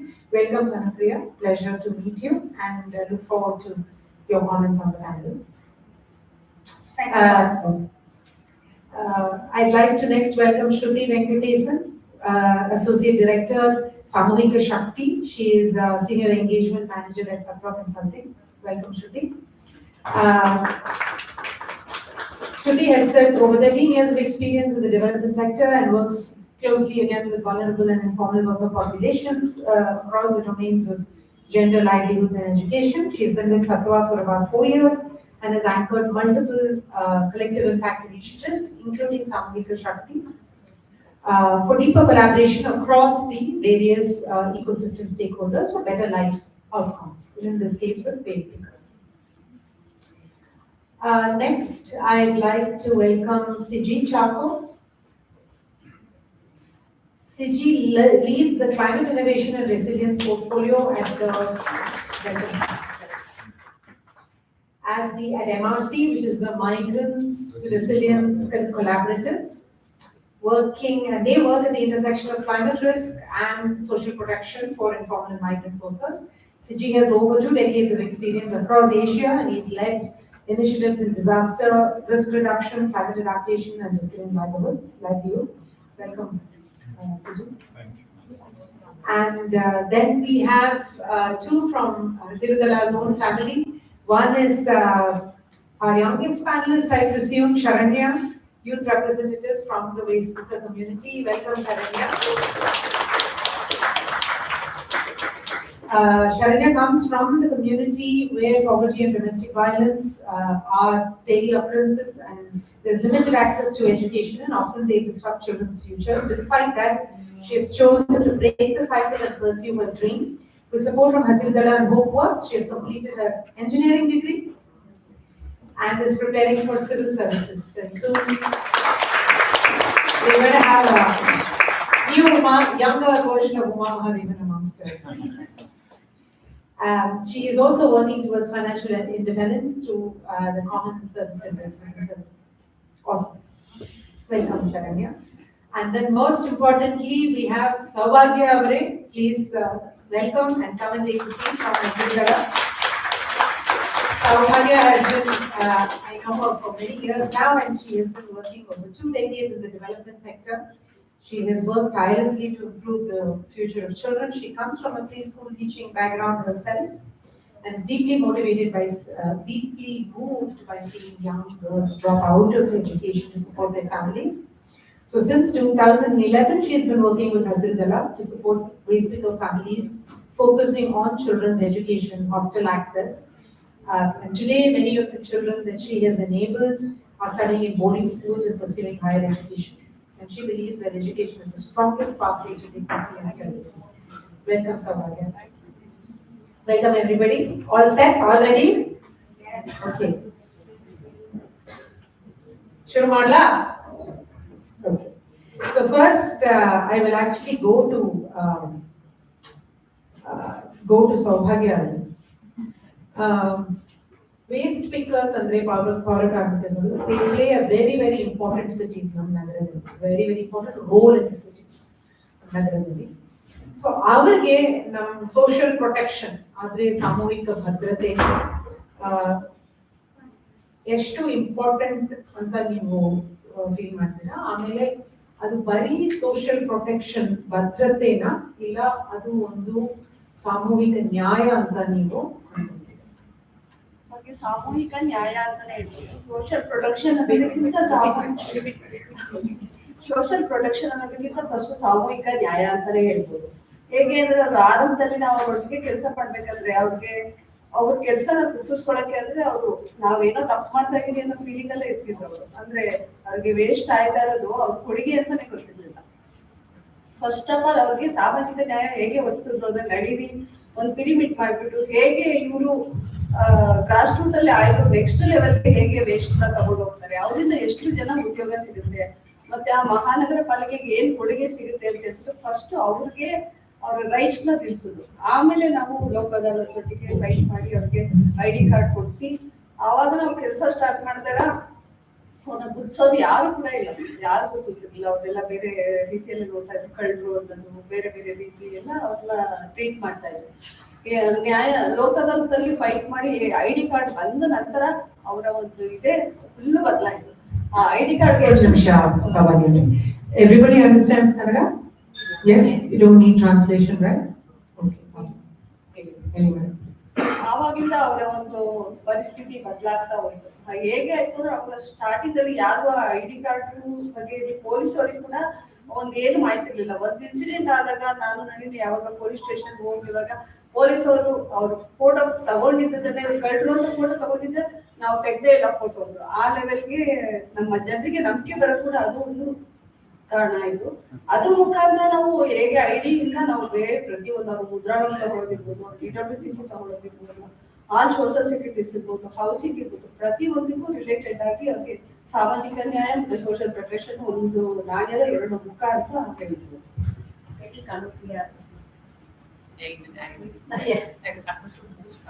Okay. So just I translated in brief so that fellow panelists can follow what's going on. Until the time that waste speakers were able to get an identity card, their own kind of confidence and dignity was, on a very shaky ground. Because if there is no visibility as to who they are for themselves, then they don't even realize that what they do is actually a service to the community. They're actually giving to the community. They almost felt like they were doing something wrong, even though they were just doing their jobs in terms of picking waste. And it's only after the Lok Adalat was approached and they were able to get their identity that they really are able to recognize the work they do for themselves, acknowledge the work they do for themselves. And therefore, it is really social justice that it's more social justice than social security. And it is social security, but even beyond that, it is justice to the waste people themselves. Thank you. So, I think one of the things it will be good for us to imagine is we all go to work every day, right? Just imagine getting up and going to work where your work environment actually is waste. Right? And you're surrounded by waste. That is your work environment, and that is where you spend the whole day. So now one can imagine the perceived lack of dignity in that, what one feels, right? Whether one feels proud or not, whether one feels awkward about the place of work. So given that, Sharanya, our youngest panelist, you are an engineer, right? You could have taken an engineering job, you could have taken a fancy job. All your friends have jobs, white collar jobs, right? In offices and engineering. What engineer are you? I'm an electronics and communication engineer. Fabulous. So you could have had a job in an AC office. But you have chosen to go back and contribute to your own community again through a common services center. So can you say a couple of words about why you would do that? What motivates you to do that? Many young people are moving in search of opportunities. That is completely understandable. I chose to stay connected with my communities because I believe real change begins where we understand the people's struggle fully. Even before I start my CSE, I see this opportunity as both personal growth and a commitment for collective progress. Thank you so much. It's so inspiring to see young people who are willing to give up their own potential for making money and give back to the community and combine that with aspirations for civil services, Alba? Yes. Awesome. All the best. So, Kanupriya, you have heard both Saubhagya and Sharanya talk about what it means to the waste picker community to have identity, to have dignity, to have social security, social justice. But the corporate world is the corporate world. It's a for-profit entity, and it's a mandate to do CSR, right? The CSR is done because it's a mandate. Right? That's pretty much the only reason it happens. So, how does your vision for investing in, investing your CSR align with sustainable impact? What impact? I mean, these are the voices that we're hearing. Have you observed this in terms of your own metrics, in terms of the CSR investments that you've made, and why does this align with what Samlika Shakti and Asindala and the work of waste pickers?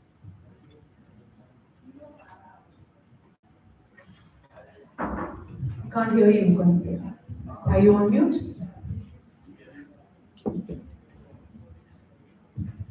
Nalini, we are unable to hear her. Sorry, let me try again. There you go. Yes. Oh, lovely. First of all, thanks for having me here. And thanks, Tara, for the question. I understand that you're looking to understand our vision and our motivation behind the kind of impact that we try. And in particular, how does it align with social security for waste picker communities and long-term impact on... are you able to hear me? Sorry, there's a little bit of a disconnect in the network. I think technology is really testing us. Okay. How does your investment align with social security impact for waste picker communities? Yeah, so I think to the audience in the room right now and all those really passionate audience there, there's a question for all of you. Right? Can we consider sustainable waste management without considering the people who make it possible? Why they are functioning in the rather precarious situation and circumstances that they do? For us, the answer is no, not at all. It would be fundamentally dishonest for us to purely look at sustainable waste management without considering the people that make this work possible, right? Now, let me step back from the moralistic argument and let me build a clear case for you, right? Out of the 10 to 15 million tons of waste that is produced annually, only 13% of plastic waste is recycled, right? Now, for me to be building circular solutions, I have to address all three pillars that are currently disrupting circularity. Now, what are these three pillars, right? One is segregation.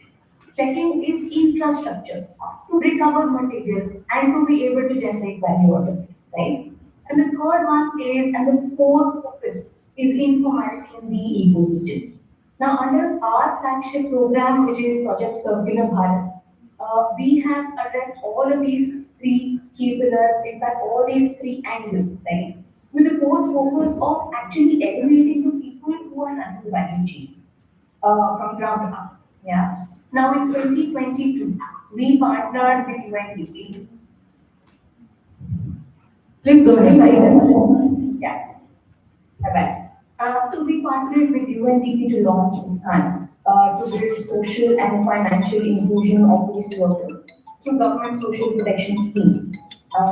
We are now joined by Hasrullah. Sorry, am I audible? Yes. Go ahead. Yes, you are. Yes, you are. Yes, Kanupriya, go ahead. Yes, Kanupriya, go ahead, please. Yes, can you hear me? Yes, go ahead.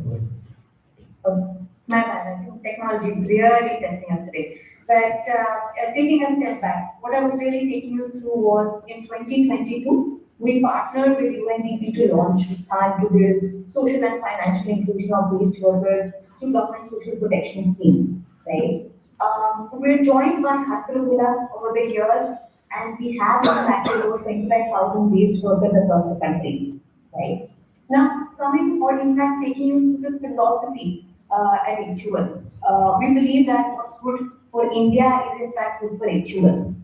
So sustainable impact therefore means looking at the whole ecosystem, not just collecting waste or collecting plastic, but also ensuring that the people who collect this kind of waste are also accessing healthcare. They can send their children to school. They have access to financial resilience, right? So for us, it is this environment sustainability and social justice that go hand in hand and are inseparable. Thank you. We will just quickly go to the two panelists and then we will pause because we have Dr. Manivannan here. So just so and then we will come back. Maybe we go to Siji Chako first. For everyone. Yeah. Okay. Did you want to capture what she said? No, we have translator sitting next to all the waste speakers. Oh, perfect.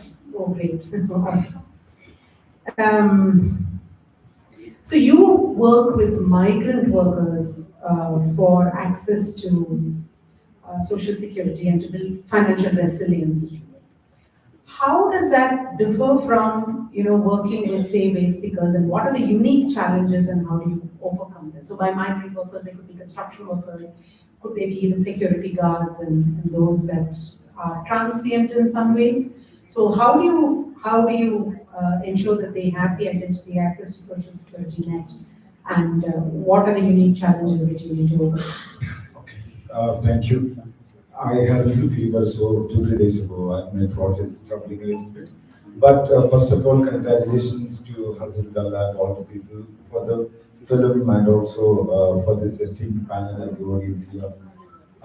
So as Jensahas and Migrants Resilience Collaborative, what we do is mostly focused on social security and worker protection.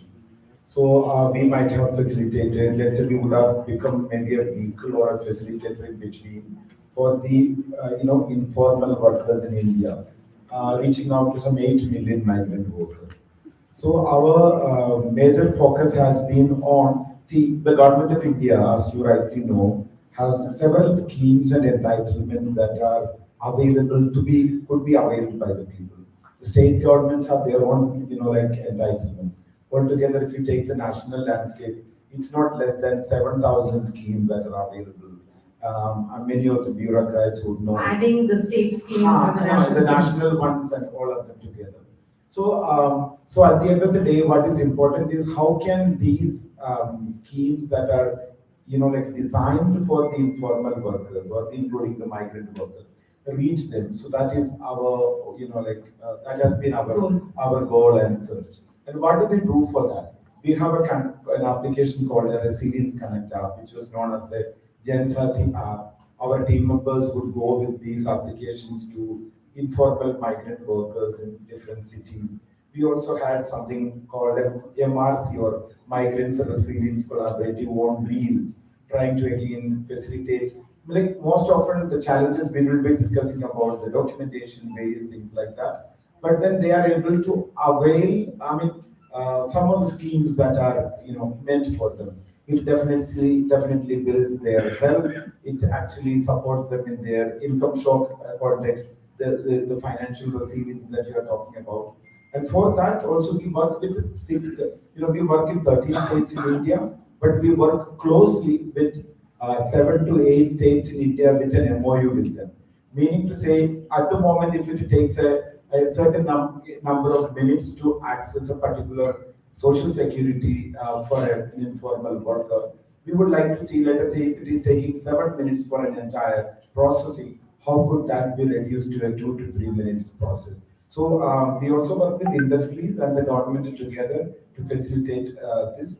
So this has been something that we are trying to do, and we have a system called district level migrant resource centers where the migrant workers can drop in, and also a door-to-door engagement like the way that you have seen in the, the video, of course, was talking mostly about the waste picking community. So we reach out to them, and then there's a larger network, without advertisement, of course. If I reach out to one person, another migrant worker reaches out to a group of them, it operates like that. So we have been able to attempt something in that sort and unlock quite a bit of facilities. Wonderful, thank you. Shruti, so these are individual organizations working with waste pickers, working with informal workers, migrants for access to social security. Why is Samohika Shakti and Sattva's role in Samohika Shakti, why is there a recognition of wanting to make a collaborative, and how does that change the dynamic in any way, or maybe strengthen the impact or make it more resilient? Absolutely. Thank you. First and foremost, congratulations. I think one of the most impactful movies that I've seen till date, and thank you so much for inviting me as part of this esteemed panel. So, as part of Samohika Shakti, 12 organizations have come together to commit to the common vision of enabling improved agency for waste pickers, especially informal waste pickers in Bengaluru, so that they can lead a life of agency and dignity. And I think the kind of challenges that we are seeing, or the kind of challenges that waste pickers experience, often are so structural and so multi-dimensional in nature that no one organization has the resources, the capacity, the knowledge, and the kind of networks to be able to solve this single-handedly.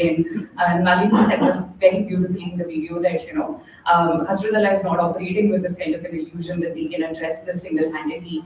And I think that was the primary reason for such kind of a collective effort to get orchestrated in the first place, where each of the partners in the collective bring to the table very, very unique strengths, but they all complement each other in a very beautiful way, in a way that efforts don't get duplicated, in a way that efforts are a lot more scalable, and the sum of the parts. Yesterday, in fact, we were in a conversation and someone very beautifully said from Rohini Telekani Philanthropies that, A plus B should not be C. Sorry, A plus B should not be A, B, but C. And that's the power of a collective, how different organizations or stakeholders can come together and curate impact that's a lot more multiplicative and a lot more deeper in nature. And for me, I think collective action per se becomes a tool through which you can unlock that kind of systems change at scale. As part of Samohika Shakti, what we are seeing is there are three kinds of interventions that are happening. There's focus on livelihoods, there's focus on essential services, and driving innovation in the waste management value chain, interacting with a number of stakeholders in the ecosystem. And I personally look at, or how Samohika Shakti looks at social security, is that it becomes the bedrock, foundational piece for all of the other aspects to get layered upon. So, for example, our work with respect to skilling and livelihoods and collectivization would be completely not possible if social security is not enabled. Over the last 2 years, one of our other partner organizations, Kasha Trust, has ensured that more than 500 kids from waste picker communities get enrolled into schools.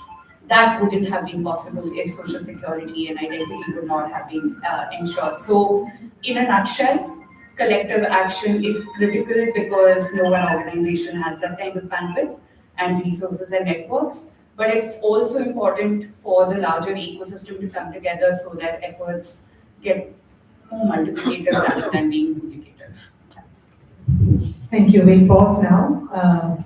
Shall we make it? We just so we just the panelists, you can slide in short. We are having the information dialogue right now. Panelists, you can please take Okay. You can lead. We'll continue the panel discussion after the quick backtrack. Say that since they've all complained about systemic issues, they have served, we should be able to solve that money. Thank you. Thank you so much, Major Manivanan, for joining us. And it's my absolute pleasure and honor to introduce Major Manivanan. The central theme of today's session is access. And I must say that Major Manivanan is one of the few officers who's always been so accessible. Even just go and look at his tweets. And it's just so inviting because then you're able to converse, and I think that's really, really important. And so he doesn't need any introduction, but just to say, yeah, but just to say, I also want to share the first scholarship for Waste Picker that was given by Ministry of Social Justice. Because of him, we were able to push it through.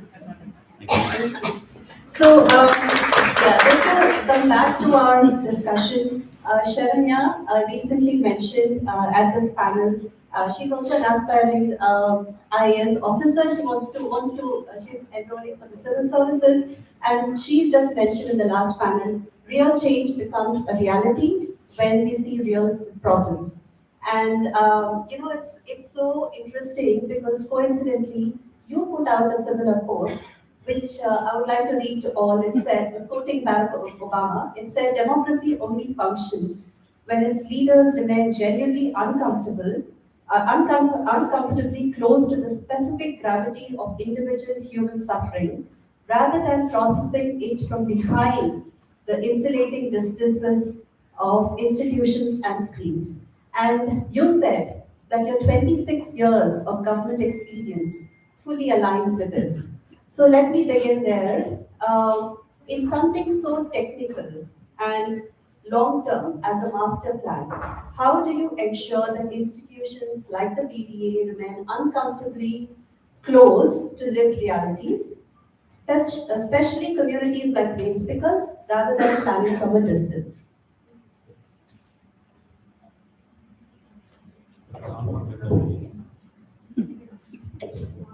Hello, ಎಲ್ಲರಿಗೂ ನಮಸ್ಕಾರ. ಇದರಲ್ಲಿ ಯಾರ್ಯಾರು ಕನ್ನಡ ಗೊತ್ತಿಲ್ಲ? Many? No, I see only 4-5 hands going up. Okay. Anyway, so adjust ಮಾಡಿಕೊಳ್ಳಿ. The sense, kindly adjust if you don't know Kannada. I will be talking in both languages. So ಎಲ್ಲರಿಗೂ ನಮಸ್ಕಾರ ಇನ್ನೊಂದು ಮುರೆ, and greetings all of you, all those who don't know Kannada. ಇದು question ಏನು ಮಾಡಿದಾರೋ ಅದು answer ಮಾಡೋಕ್ಕೆ ಮೊದಲೇ ಹೇಳ್ಬಿಡ್ತಾನೆ. ನಾನು BDA ಜಾಯ್ನ್ ಆಗಿ 7 ತಿಂಗಳಾಗುತ್ತೆ, 7-8 ತಿಂಗಳು in fact. Since 8 months I joined BDA, and I've been very clear on avoiding any functions. ಯಾವ ಫಂಕ್ಷನ್ ಹೋಗ್ತಾ ಇಲ್ಲ, ಯಾಕಂದ್ರೆ lot of work is there. ಅದರಿಂದಾಗಿ ಎಲ್ಲ ಫಂಕ್ಷನ್ ರಿಜೆಕ್ಟ್ ಮಾಡಿದ್ದೇನೆ. ಇದು the first function event I am attending outside BDA. And maybe I don't think I'll attend anything else also, unless any event comes like this. Yakendra, I wanted to meet the people who have been working for the underprivileged, whose welfare is equally important, if not more, compared to the privileged ones, like we are all sitting here, many of you sitting there also. When I was sitting and looking at all these speakers, I was remembering the words of anthropologist Margaret Mead, who said that never doubt the capacity of, I'm not putting the exact words, capacity of few committed citizens to change the world. And she said that, in fact, this is the only thing which has worked in the history. ಅವ್ರು ಹೇಳ್ತಾರೆ, change ನಿಜವಾಗ್ಲೂ ಏನು ಬದಲಾವಣೆ ಬರುತ್ತೆ ಅಂದ್ರೆ ಅದು ಯಾರಿಂದ ಬರ್ತದೆ ಅಂತ ಅವ್ರಿಗೆ ಕ್ವಶನ್ ಮಾಡ್ತಾರೆ. ಹೇಳ್ತಾರೆ, ಫ್ಯೂ ಅಂದ್ರೆ ಸ್ವಲ್ಪ ನಂಬರ್ ಕಡಿಮೆ ಇರ್ತಲ್ಲ, 5-6 ಜನ ಇರ್ಬೋದು, 10 ಜನ ಇರ್ಬೋದು, ಆದ್ರೆ ಅವ್ರ ಕಮಿಟ್ಮೆಂಟ್ ಇರಬೇಕು, ಸಿನ್ಸಿಯಾರಿಟಿ ಇರಬೇಕು, ಅವ್ರೇನು ಕೆಲಸ ಮಾಡ್ತಾರಲ್ಲ ಅದರಿಂದಾಗಿ ಮಾತ್ರ ಬದಲಾವಣೆ ಸಾಧ್ಯ ಆಗ್ತದೆ ಅಂತ ಹೇಳ್ತಾರೆ. ಸೊ ನೀವೆಲ್ಲ ಕೂತ್ಕೊಂಡಿದ್ದೀರ, ನೀವು ಎಲ್ಲರೂ ನಿಮ್ಮದೇ ಬದಲಾವಣೆ ಸಾಧ್ಯ ಆಗ್ತದೆ. ಮೇಡಮ್ ಹೇಳಿದ್ರು that scholarship came from social welfare department. ಹೇಗೆ ಬಂದೆ ಅಂದ್ರೆ ಅವರು ಕೇಳಿಲ್ಲ ಅಂದ್ರೆ ನಾವು ಮಾಡಲ್ಲ ಕೆಲಸ. ನೀವು ಒಂದು ಅರ್ಥ ಮಾಡಿಕೊಳ್ಳಬೇಕು, ಸರ್ಕಾರ ಯಾವಾಗಲೂ ಪ್ರೊಆಕ್ಟಿವ್ ಆಗಿ ನಾವಾಗಲೇ ಕೆಲಸ ಮಾಡಕ್ಕೆ ಹೋಗಲ್ಲ. ಅದು ನಿಮ್ಮ ತಲೆಗೆ ತುಂಬಾ ಕ್ಲಿಯರ್ ಆಗಿರ್ಬೇಕು. ನಾವು ಇದಕ್ಕೆ ಒಂಥರ ಯಾವ ಒಂದು ಬಾಗಿಲು ಕ್ಲೋಸ್ ಇರ್ತದಲ್ವ ಮನೆಯಲ್ಲಿ, ಅದೇ ತರ ನಾವು ನಮ್ಮ ಬಾಗಿಲು ಯಾವಾಗಲೂ ಕ್ಲೋಸ್ ಇರ್ತದೆ. ನೀವು ಬಂದು ಅದು ಶಬ್ದ ಮಾಡಬೇಕು. ಅಂದ್ರೆ ಕ್ಲೋಸ್ ಇರಬಹುದು, ಆದ್ರೂ ಕೂಡ ಒಳಗೆ ಲಾಕ್ ಇರಲ್ಲ. ನೋಡಿದ ತಕ್ಷಣ ದರ್ವಾಜ ಬಾಗಿಲು ಕ್ಲೋಸ್ ಆಗಿದೆ ಅಂತ ನೀವು ಹೋಗ್ಬಿಡ್ತೀವಿ ಅಂದ್ರೆ ನಿಮ್ಮ ಲಾಸ್. ನೀವು ಬಂದು ಪುಷ್ ಮಾಡಬೇಕು. ಯಾರು ಪುಷ್ ಮಾಡ್ತೀರಾ ಆಗ ಮಾತ್ರ ಡೋರ್ ಓಪನ್ ಆಗ್ತದೆ. ಅದು ಆಟೋಮೆಟಿಕ್ ಡೋರ್ ಅದು. So the government is not designed for being proactive. ಇದು most of the senior NGOs would have realized it, and those who are young and those who have started the journey should clearly understand that by design the government systems, as far as at least India is concerned, are not designed for being proactive. ಯಾಕೆಂದ್ರೆ ನಾವು ಇರೋದೇ status quo maintain ಮಾಡ್ಲಿಕ್ಕೆ ಇದೀವಿ. ನಾವು system is like that. We are trustees.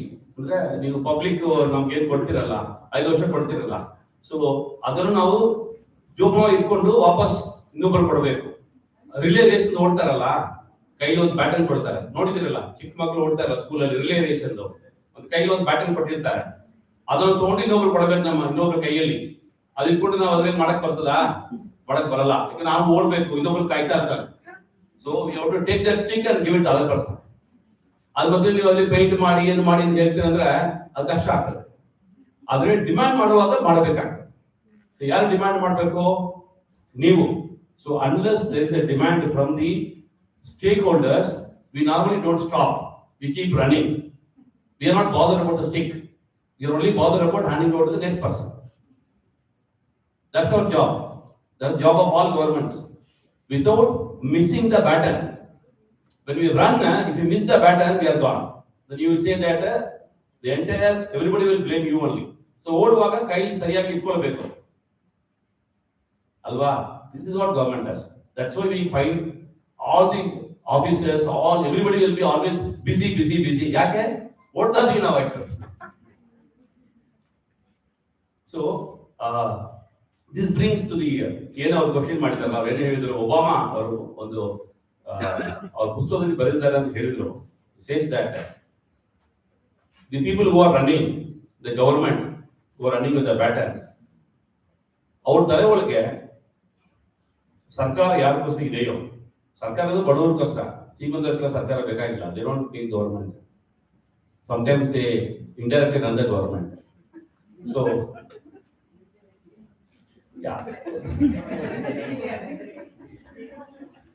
Direct ಆಗಿ people run the government ಅಲ್ವಾ, ಅದಕ್ಕೋಸ್ಕರ indirectly ಅಂತ. So what he says that those who are running the government, who has the power of the trustee, they should be close to those who need the government in a manner which will be uncomfortable. ಯಾಕೆ uncomfortable ಹೇಳ್ತಾರೆ? Word ಯಾಕೆ use ಮಾಡಿದ್ದಾರೆ madam? ಕನ್ನಡದಲ್ಲಿ ಏನು ಹೇಳ್ತಾರೆ uncomfortable? ಸಂಕೋಚ. ನಾಚಿಕೆ ಸ್ವಭಾವ. ಯಾರು ಪರವಾಗಿಲ್ಲ, ಓಕೆ. ಸಂತೋಷ ಅಥವಾ ನಾಚಿಕೆ ಸ್ವಭಾವ, ಸಂತೋಷ, ಸಂಕೋಚ ಅಥವಾ ನಾಚಿಕೆ ಸ್ವಭಾವ. ಕರೆಕ್ಟ್ ಹೇಳ್ತಾರೆ. ನಮ್ಮ ಹೆಸರು ಏನು madam? Very good. Very good. ಹೌದು, ಕರೆಕ್ಟ್. Very good.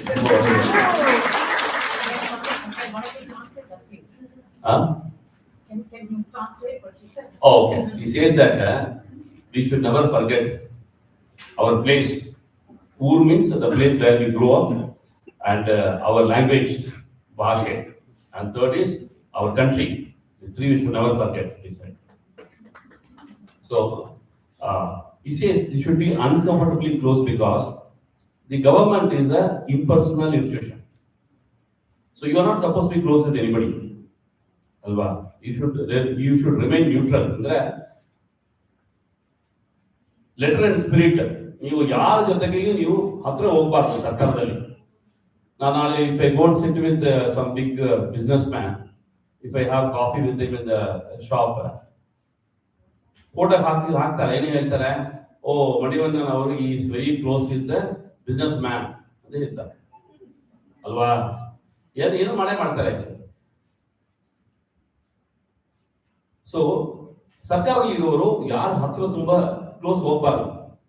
ಆದ್ರೆ ಹೇಳ್ತಾರೆ, even if people comment about it, you should go very close to the underprivileged people who require the support of the government.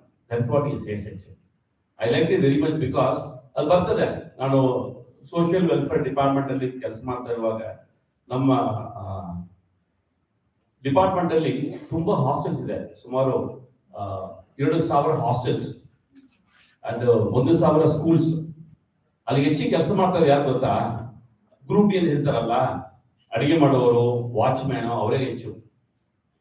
So the whom we call as group B workers who do cooking, who do the watchman job, cooking assistant, they are the majority. So we made one, so I tried to interact with them. They don't interact. ಅವ್ರು ಒಂಥರ ಯಾರೋ ದೊಡ್ಡ officer ಅಂದ್ರೆ ಅವ್ರ ಜೊತೆಗೆ ಮಾತಾಡಕ್ಕೆ ಹೋಗಲ್ಲ. ನೀವು ಮಾತಾಡ್ತಿದ್ರೆ not only that, the people who are in between they get very upset about ಏನ್ರಿ ನೀವು ಅವ್ರ ಜೊತೆ ನೇರ ಮಾತಾಡ್ತೀರಾ ಅಂತ ಅವ್ರು ಕ್ವಶನ್ ಮಾಡ್ತಾರೆ. So we made one Telegram group. We added everybody in that. The group had 10,000 people. ಎಷ್ಟು 10,000 ಜನ ಇದ್ರು ಆ ಗ್ರೂಪ್ ಅಲ್ಲಿ. So then I started telling them, whoever want to talk, please talk. Nobody will talk in the group. It will be only used for issuing circulars, copy ಹಾಕ್ತಾ ಇದ್ರು. ಆದ್ರೆ ಅನ್ನಕ್ಕೆ ಗೊತ್ತಿತ್ತು ಪಬ್ಲಿಕ್ ಆಗಿ ಮಾತಾಡಕ್ಕೆ ಹೋಗಲ್ಲ. ಸ್ವಲ್ಪ ಅವ್ರು ಮಾತಾಡ್ತಾರೆ, who had some leadership skill ಇರ್ತದಲ್ವ, ಅವ್ರು ಮಾತಾಡ್ತಾರೆ. But you know what the advantage? I started getting direct message in my phone from watchman, from cook. ಅದು ಫಸ್ಟ್ ಟೈಮ್ ಏನ್ ಮೆಸೇಜ್ ಬರ್ತಾ ಇತ್ತು ಅಂದ್ರೆ, ಸರ್ ನಮಗೆ ಸ್ಯಾಲರಿ ಬಂದಿಲ್ಲ, ಏನೋ ಸ್ಯಾಲರಿ ಕರೆಕ್ಟ್ ಟೈಮ್ ಬಂದಿಲ್ಲ. ಬರುವುದಿಲ್ಲ, ಯಾಕಂದ್ರೆ ಅವರು ದೇರ್ ಆಲ್ ಔಟ್ಸೋರ್ಸ್ ಎಂಪ್ಲಾಯ್ ಅಲ್ವಾ. ನಮ್ಮ ಗವರ್ಮೆಂಟ್ ಅಲ್ಲಿ ಒಂದು ಕಾನೂನು ಇದೆ. ಏನು ಕಾನೂನು ಇದ್ರೆ, ನಾವು ಯಾರಿಗೂ ಅಡ್ವಾನ್ಸ್ ಕೊಡಬಾರದು. We don't pay advance to anybody. ಅದು ಕೆಲಸ ಮಾಡಿದ್ರೆ ಸಂಬಳ ಕೊಡ್ತೀವಿ. ಸೊ ನಾವು we pay to the contractor. ಅವನೇನ್ ಮಾಡ್ತಾನೆ, ಅವ್ನ ಪಾಕೆಟ್ ಇಂದ ಸಂಬಳ ಕೊಡಲ್ಲ, ಅವ್ನು ವೇಟ್ ಮಾಡ್ತಾನೆ ನೀವು ಸರ್ಕಾರ ಕೊಡಿ ಅಂತ. ನಾವು ಏನ್ ಮಾಡ್ತೀವಿ, ಅಟೆಂಡೆನ್ಸ್ ಕೇಳ್ತೀವಿ. 30 ದಿವಸ 31 ತಾರೀಕು ಅಟೆಂಡೆನ್ಸ್ ಮಾಡಬೇಕಲ್ಲ. ಸೊ 31 ತಾರೀಕು ಅಟೆಂಡೆನ್ಸ್ ಕೊಡ್ತಾನೆ. ಅದನ್ನ ಅವರು ಪ್ರಾಸೆಸ್ ಮಾಡ್ತಾರೆ, 5 ಡೇಸ್ ತಗೊಳ್ತಾರೆ. ಅದಾದ್ಮೇಲೆ ಪೇಮೆಂಟ್ ಹೋಗ್ತದೆ, ಇನ್ನೊಂದು 5 ದಿವಸ ಆಗ್ತದೆ. 10ನೇ ತಾರೀಕು ನಾವು ಅವ್ರಿಗೆ ಸಂಬಳ ಕೊಡ್ತೀವಿ. ಯಾರಿಗೂ ಕಾಂಟ್ರಾಕ್ಟ್ ಕೊಡ್ತೀವಿ. ಕಾಂಟ್ರಾಕ್ಟ್ ಏನ್ ಮಾಡ್ತಾನೆ, 10ನೇ ತಾರೀಕು ಕೊಡುವಾಗ ಅವನು ಪ್ರಾಸೆಸ್ ಮಾಡ್ಬಿಟ್ಟು ಒಂದು 3 ದಿವಸ ಬಿಟ್ಟು around 15th of the month, ತಿಂಗಳು ಹೋಗಿರ್ತದೆ, ಆಗ ಸ್ಯಾಲರಿ ಕೊಡ್ತಾನೆ. ಸೊ ಇವರು ಸ್ಟಾರ್ಟಿಂಗ್ ಇಂದ ಎಲ್ಲರೂ ಕೆಲಸ ಶುರು ಮಾಡ್ಬಿಡ್ತಾರೆ. ಅವ್ರು ಏನೋ ತಗೊಂಡಿರ್ತಾರೆ, ಲೋನ್ ತಗೊಂಡಿರ್ತಾರೆ, ಅದು ವಾಪಸ್ ಕೊಡಬೇಕಲ್ಲ, ಅವರ ಡೇಟ್ 5ನೇ ತಾರೀಕು ಇಟ್ಟಿರ್ತಾರೆ. So they start getting varied. So that was the first thing. Slowly they start talking more and more. Once you reply to them, ಅವ್ರಿಗೂ ಸಂತೋಷ ಆಯ್ತು, ಹೋಗಿ ಪರವಾಗಿಲ್ಲ, ನಾವು ಅವ್ರಿಗೂ ಟೆಕ್ಸ್ಟ್ ಮಾಡಬಹುದು. So in the last 2-3 years of the department, I am very happy that many people directly started messaging me. I am happy about it. ಅದರಲ್ಲಿ uncomfortable question ಯಾಕೆ ಬರ್ತದೆ ಗೊತ್ತಿದೆ ನಿಮ್ಗೂ? When the person gets some power, capacity in the hand, the first thing is that they try to test how it works. And particularly ಯಾರ ಕೈಗೆ ಅಧಿಕಾರ ಕೊಟ್ಟಿರ್ಲಿಲ್ವೋ ಅವ್ರ ಅಧಿಕಾರ ಸಿಕ್ಕುವಾಗ ಸ್ವಲ್ಪ ಮಿಸ್ಯೂಸ್ ಮಾಡ್ತಾರೆ. ನಾವೇನೋ ಮೆಸೇಜ್ ಮಾಡ್ತಾ ತೋರಿಸ್ತಾರೆ, ನೋಡ್ರಿ ಮನೆಯೊಂದು ಸಾರ್ ಮೆಸೇಜ್ ಮಾಡಿದಾರೆ ನೋಡಿ ತೋರಿಸ್ತಾರೆ. ನಾವು ತುಂಬಾ ಕ್ಲೋಸ್ ಏನು ಗೊತ್ತಾ ನಿಮ್ಗೂ ಅಂತ ಹೇಳ್ತಾರೆ. ಅದು ಸ್ವಾಭಾವಿಕ. ಅಂದ್ರೆ it's very normal that when a person gets something in the hand, they will try to use it every way. All of you know cycling alwa, cycle, most of you know how to do cycling. ನೀವು first time cycle ಕೊಟ್ಟ ತಕ್ಷಣ immediate ಆಗಿ ನೀವು correct ಆಗಿ pedal ಮಾಡಿದ್ದೀರಾ? ಇಲ್ಲ. First will fall down. Then afterwards ಸ್ವಲ್ಪ ನಿಮ್ಗೆ ಚೆನ್ನಾಗಿ ಗೊತ್ತಿರ್ತಾರೆ, ಆಮೇಲೆ ಏನ್ ಮಾಡ್ತೀರಾ, ವೀಲಿಂಗ್ ಮಾಡ್ತೀರಾ. So anything in getting your hand, ಯಾರು ಬೇಕಾದ್ರೆ ಕೊಡಿ ನೀವು, they will test it the limits. So they will misuse, they will abuse, then they will start using it. So ಈ ಕೂಡ this is the power actually. So they will try to show it to people. ನಾನು close ಇದ್ದೇನೆ ಹಾಗೆ ಮಾತಾಡ್ತಾರೆ. You should be ready to take that. ನಾನು ಸ್ವಲ್ಪ ಏನು sir ನೀವು ಯಾರ ಬಗ್ಗೆ ಮೆಸೇಜ್ ಮಾಡ್ತೀರಾ ಸರ್, ನಿಮ್ಮ ಹೆಸರು ಹೇಳ್ತಾರೆ, ನೀವು ಮೆಸೇಜ್ ಮಾಡೋದು ತೋರಿಸ್ತಾರೆ, ಆಯ್ತು. You should be ready to absorb that risk, that uncomfortableness. ಇದು ಯಾಕೆ ಅವರು ಹೇಳಿದಾರೆ ಗೊತ್ತಿದೆ ಒಬಾಮಾ ಅವರು? Because he has been in the place, he knows That's why I use the word uncovered. Normal ಆಗಿ ಮಾತಾಡೋದು ಯೂಸ್ ಮಾಡಲ್ಲ. ಯಾರು ಇದು ಮಾಡಿದಾರೋ, who has given his power or authority to people to use it, he only knows that it will be abused, it will be misused, but still ನಾವು ಮಾಡಬೇಕು. That is why that word I liked. In my 26 years of service, I realized that unless the officer is ready to take the risk of being misunderstood, misquoted, they will not reach out to people. I have a lot of seniors. I want to mention the name of Upendra Tripathi and Dhruv. Madam, even one answer, I'll answer everything actually. 2003 ಆ ಟೈಮಲ್ಲಿ ಈ building ಪಕ್ಕದಲ್ಲಿ ಇದೆ ಸರ್ಕಾರದ ಮಾಲಿನ್ಯ ನಿಯಂತ್ರಣ ಮಂಡಳಿ, pollution control board ಪಕ್ಕದಲ್ಲಿದೆ. So I was working, I was appointed as member secretary. In fact building ನಾವೇ ಖರೀದಿ ಮಾಡಿದ್ರು long back. Upendra Tripathi sir was my boss, chairman ಇದ್ರು. ನಾವು ರಿಕ್ರೂಟ್ಮೆಂಟ್ ಒಂದು ನೋಟಿಫಿಕೇಶನ್ ಹಾಕಿದ್ವಿ ಪೇಪರ್ ಅಲ್ಲಿ, ರಿಕ್ರೂಟ್ಮೆಂಟ್ ನೋಟಿಫಿಕೇಶನ್. ಅದರಲ್ಲಿ ಉಪೇಂದ್ರ ತ್ರಿಪಾಠಿ ಸರ್ ಕೆಳಗೆ ಒಂದು ಹಾಕಿದ್ರು, in case of any doubt please call this number. ನಾವು ನಾರ್ಮಲ್ ಆಗಿ ಏನ್ ನಂಬರ್ ಹಾಕ್ತಿವಿ, ನಾವು 16 ಡಿಜಿಟ್ ನಂಬರ್ ಹಾಕ್ತಿವಿ. ಅದೇನದು toll free number. The worst type of treating the public is to give a toll free number. ಈಗ ಕಾಲ್ ಮಾಡಿದ ತಕ್ಷಣ ಏನ್ ಮಾಡ್ತದೆ ಅದು first please press 1 for English, 2 for Kannada ಅಂತ ಹೇಳ್ತದೆ. ನೀವು ಪ್ರೆಸ್ ಮಾಡಿದ ತಕ್ಷಣ ಅನ್ನೊಂದು ಹೇಳ್ತದೆ, ಯಾವ ಸರ್ವಿಸ್ ಹೋಗ್ಬೇಕು, 1 2 3 4 5 ಪ್ರೆಸ್ ಮಾಡಿ ಹೇಳ್ತದೆ. ಇವೆಲ್ಲ ಪ್ರೆಸ್ ಮಾಡಿ ಕೊನೆಯಾಗಿ ಅದು ಕೇಳ್ತದೆ, ನಿಮ್ಗೂ ನಮ್ಮ ಸಹಾಯ ಬೇಕಂದ್ರೆ ಕಾಯ್ದಿರ್ಬೇಕಂತ ಹೇಳ್ತದೆ. ನೀವು ಹೋಲ್ಡ್ ಮಾಡ್ತಾ ಇದ್ರೆ ಕಟ್ ಆಗ್ತದೆ. ಸೊ ಅದರಿಂದ I am dead against that type of impersonal things. ನಮ್ಮ ಆಫೀಸಲ್ಲಿ ನಾವು we have put individuals sitting there who pick up the phone and talk. ಅವ್ರು ಏನ್ ಮಾಡಿದ್ರು ಗೊತ್ತಿದೆಯಾ, ಟೋಲ್ ಫ್ರೀ ನಂಬರ್ ತೆಗೆದುಬಿಟ್ಟು he put his own mobile number. That was the time when mobile phone came. Number ಹಾಕಿದ್ರು. I was shocked because ಅವಾಗ ಹೊಸದಾಗಿ ನಾನು 98 IAS join ಆದನು. First 2-3 years I went and asked him, ಏನ್ sir ನೀವು ನನ್ನ mobile number ಕೊಡ್ತಾ ಇದ್ದೀರಾ, 100 ಕಾಲ್ಸ್ ಬರ್ತದೆ ಅಂತ. He told no, you are wrong. People will not call and trouble you. Only people who need you will call you. ಇನ್ನೊಂದು ಹೇಳಿದ್ರು, because I given my number, all the staff in our office, they will be afraid. If I do something wrong, the message will go to chairman. ಅದಾಯ್ತಾ, ನಾವು ಏನೋ ತಪ್ಪು ಮಾಡುವಾಗ ನಮ್ಮ ಆಫೀಸಲ್ಲಿ ಗೊತ್ತಿತ್ತು, ಯಾರಾದ್ರೂ ಒಬ್ಬನು ಫೋನ್ ಮಾಡಿ ಹೇಳ್ಬಿಡ್ತಾನೆ ಅಂತ ಭಯ ಇತ್ತು. So I was really amazed. From that day onwards, I copied him completely. I give my number everywhere. ನಮ್ಮ ಮನೆಯವರು ಕೇಳ್ತಾ ಇರ್ತಾರೆ, ಏನ್ರಿ ಯಾಕೆ ಬೇಕು ನಂಬರ್ ಕೊಡ್ತೀರಾ, ಆಮೇಲೆ ಕಾಲ್ ಬಂದ್ಮೇಲೆ ಕಾಲ್ ಬರ್ತಂತ ಹೇಳ್ತಾರೆ. So I tell her that no, I will give my number everywhere.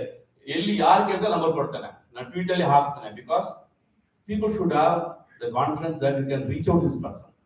This also being uncomfortably close. So if you are not ready for this, then you may be a very successful officer alla ಮಾಡಬಹುದು. It doesn't mean that ಇತರ ಇರೋರು ಮಾತ್ರ ಚೆನ್ನಾಗಿ ಕೆಲಸ ಮಾಡ್ತಾರೆ ಅಲ್ಲ. ಆದ್ರೆ ಬಡವರ ಬಗ್ಗೆ ಬಡವರ ಜೊತೆ ಕೆಲಸ ಮಾಡಬೇಕಂದ್ರೆ ಅವರು ನಿಮ್ಮ ಜೊತೆಗೆ ಮಾತಾಡ್ಲಿಕ್ಕೆ ಒಂದು ದಾರಿ ಮಾಡಿ ಕೊಡಿಸ್ಬೇಕು. 2-way ಕಮ್ಯುನಿಕೇಶನ್ ಹೇಳ್ತಾರಲ್ಲ, ನೀವು ಮಾತಾಡೋದು ಮಾತ್ರ ಅಲ್ಲ, ಅದು ನಾವು ಇತರ ಕೂತ್ಕೊಂಡು ನಾವು ಮೈಕಲ್ಲಿ ಮಾತಾಡ್ಬೋದು ಅಲ್ವಾ. ಅವರು ಮಾತಾಡಲಿಕ್ಕೆ ಅವಕಾಶ ಮಾಡಿಕೊಡ್ಬೇಕು. ಅದೇ ನಿಮ್ಮ ಫಸ್ಟ್ ಕ್ವಶನ್ಸ್ ಆನ್ಸರು.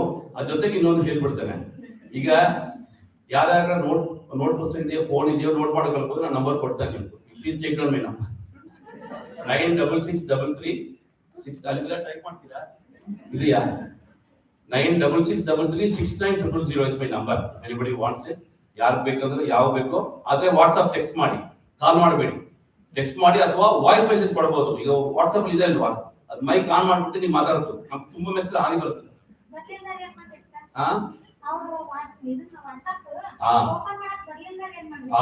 ಒಳ್ಳೆ ಕ್ವಶನ್ ಮಾಡಿದ್ರೆ ವಾಟ್ಸ್ಆಪ್ ಗೊತ್ತಿರೋ ಜೊತೆ ಕುತ್ಕೊಂಡು ಮಾತಾಡ್ಬೇಕು. ಇಲ್ಲ SMS ಬರಲ್ಲ ನಮ್ಗೆ. ವಾಟ್ಸ್ಆಪ್ ಮಾಡಲ್ಲ. ವಾಟ್ಸ್ಆಪ್ ಯಾರು ಬೇಕು, ನಿಮ್ಮ ಮಕ್ಕಳಿದ್ದಾರೆ, ನಿಮ್ಗೂ ಮಕ್ಕಳಿದಾರಲ್ಲ ಅವ್ರಿಗೆ ಕೇಳಿದ್ರೆ ಮಾಡಿಸ್ಕೊಡ್ತಾರೆ ಇಮಿಡಿಯೇಟ್ ಆಗಿ.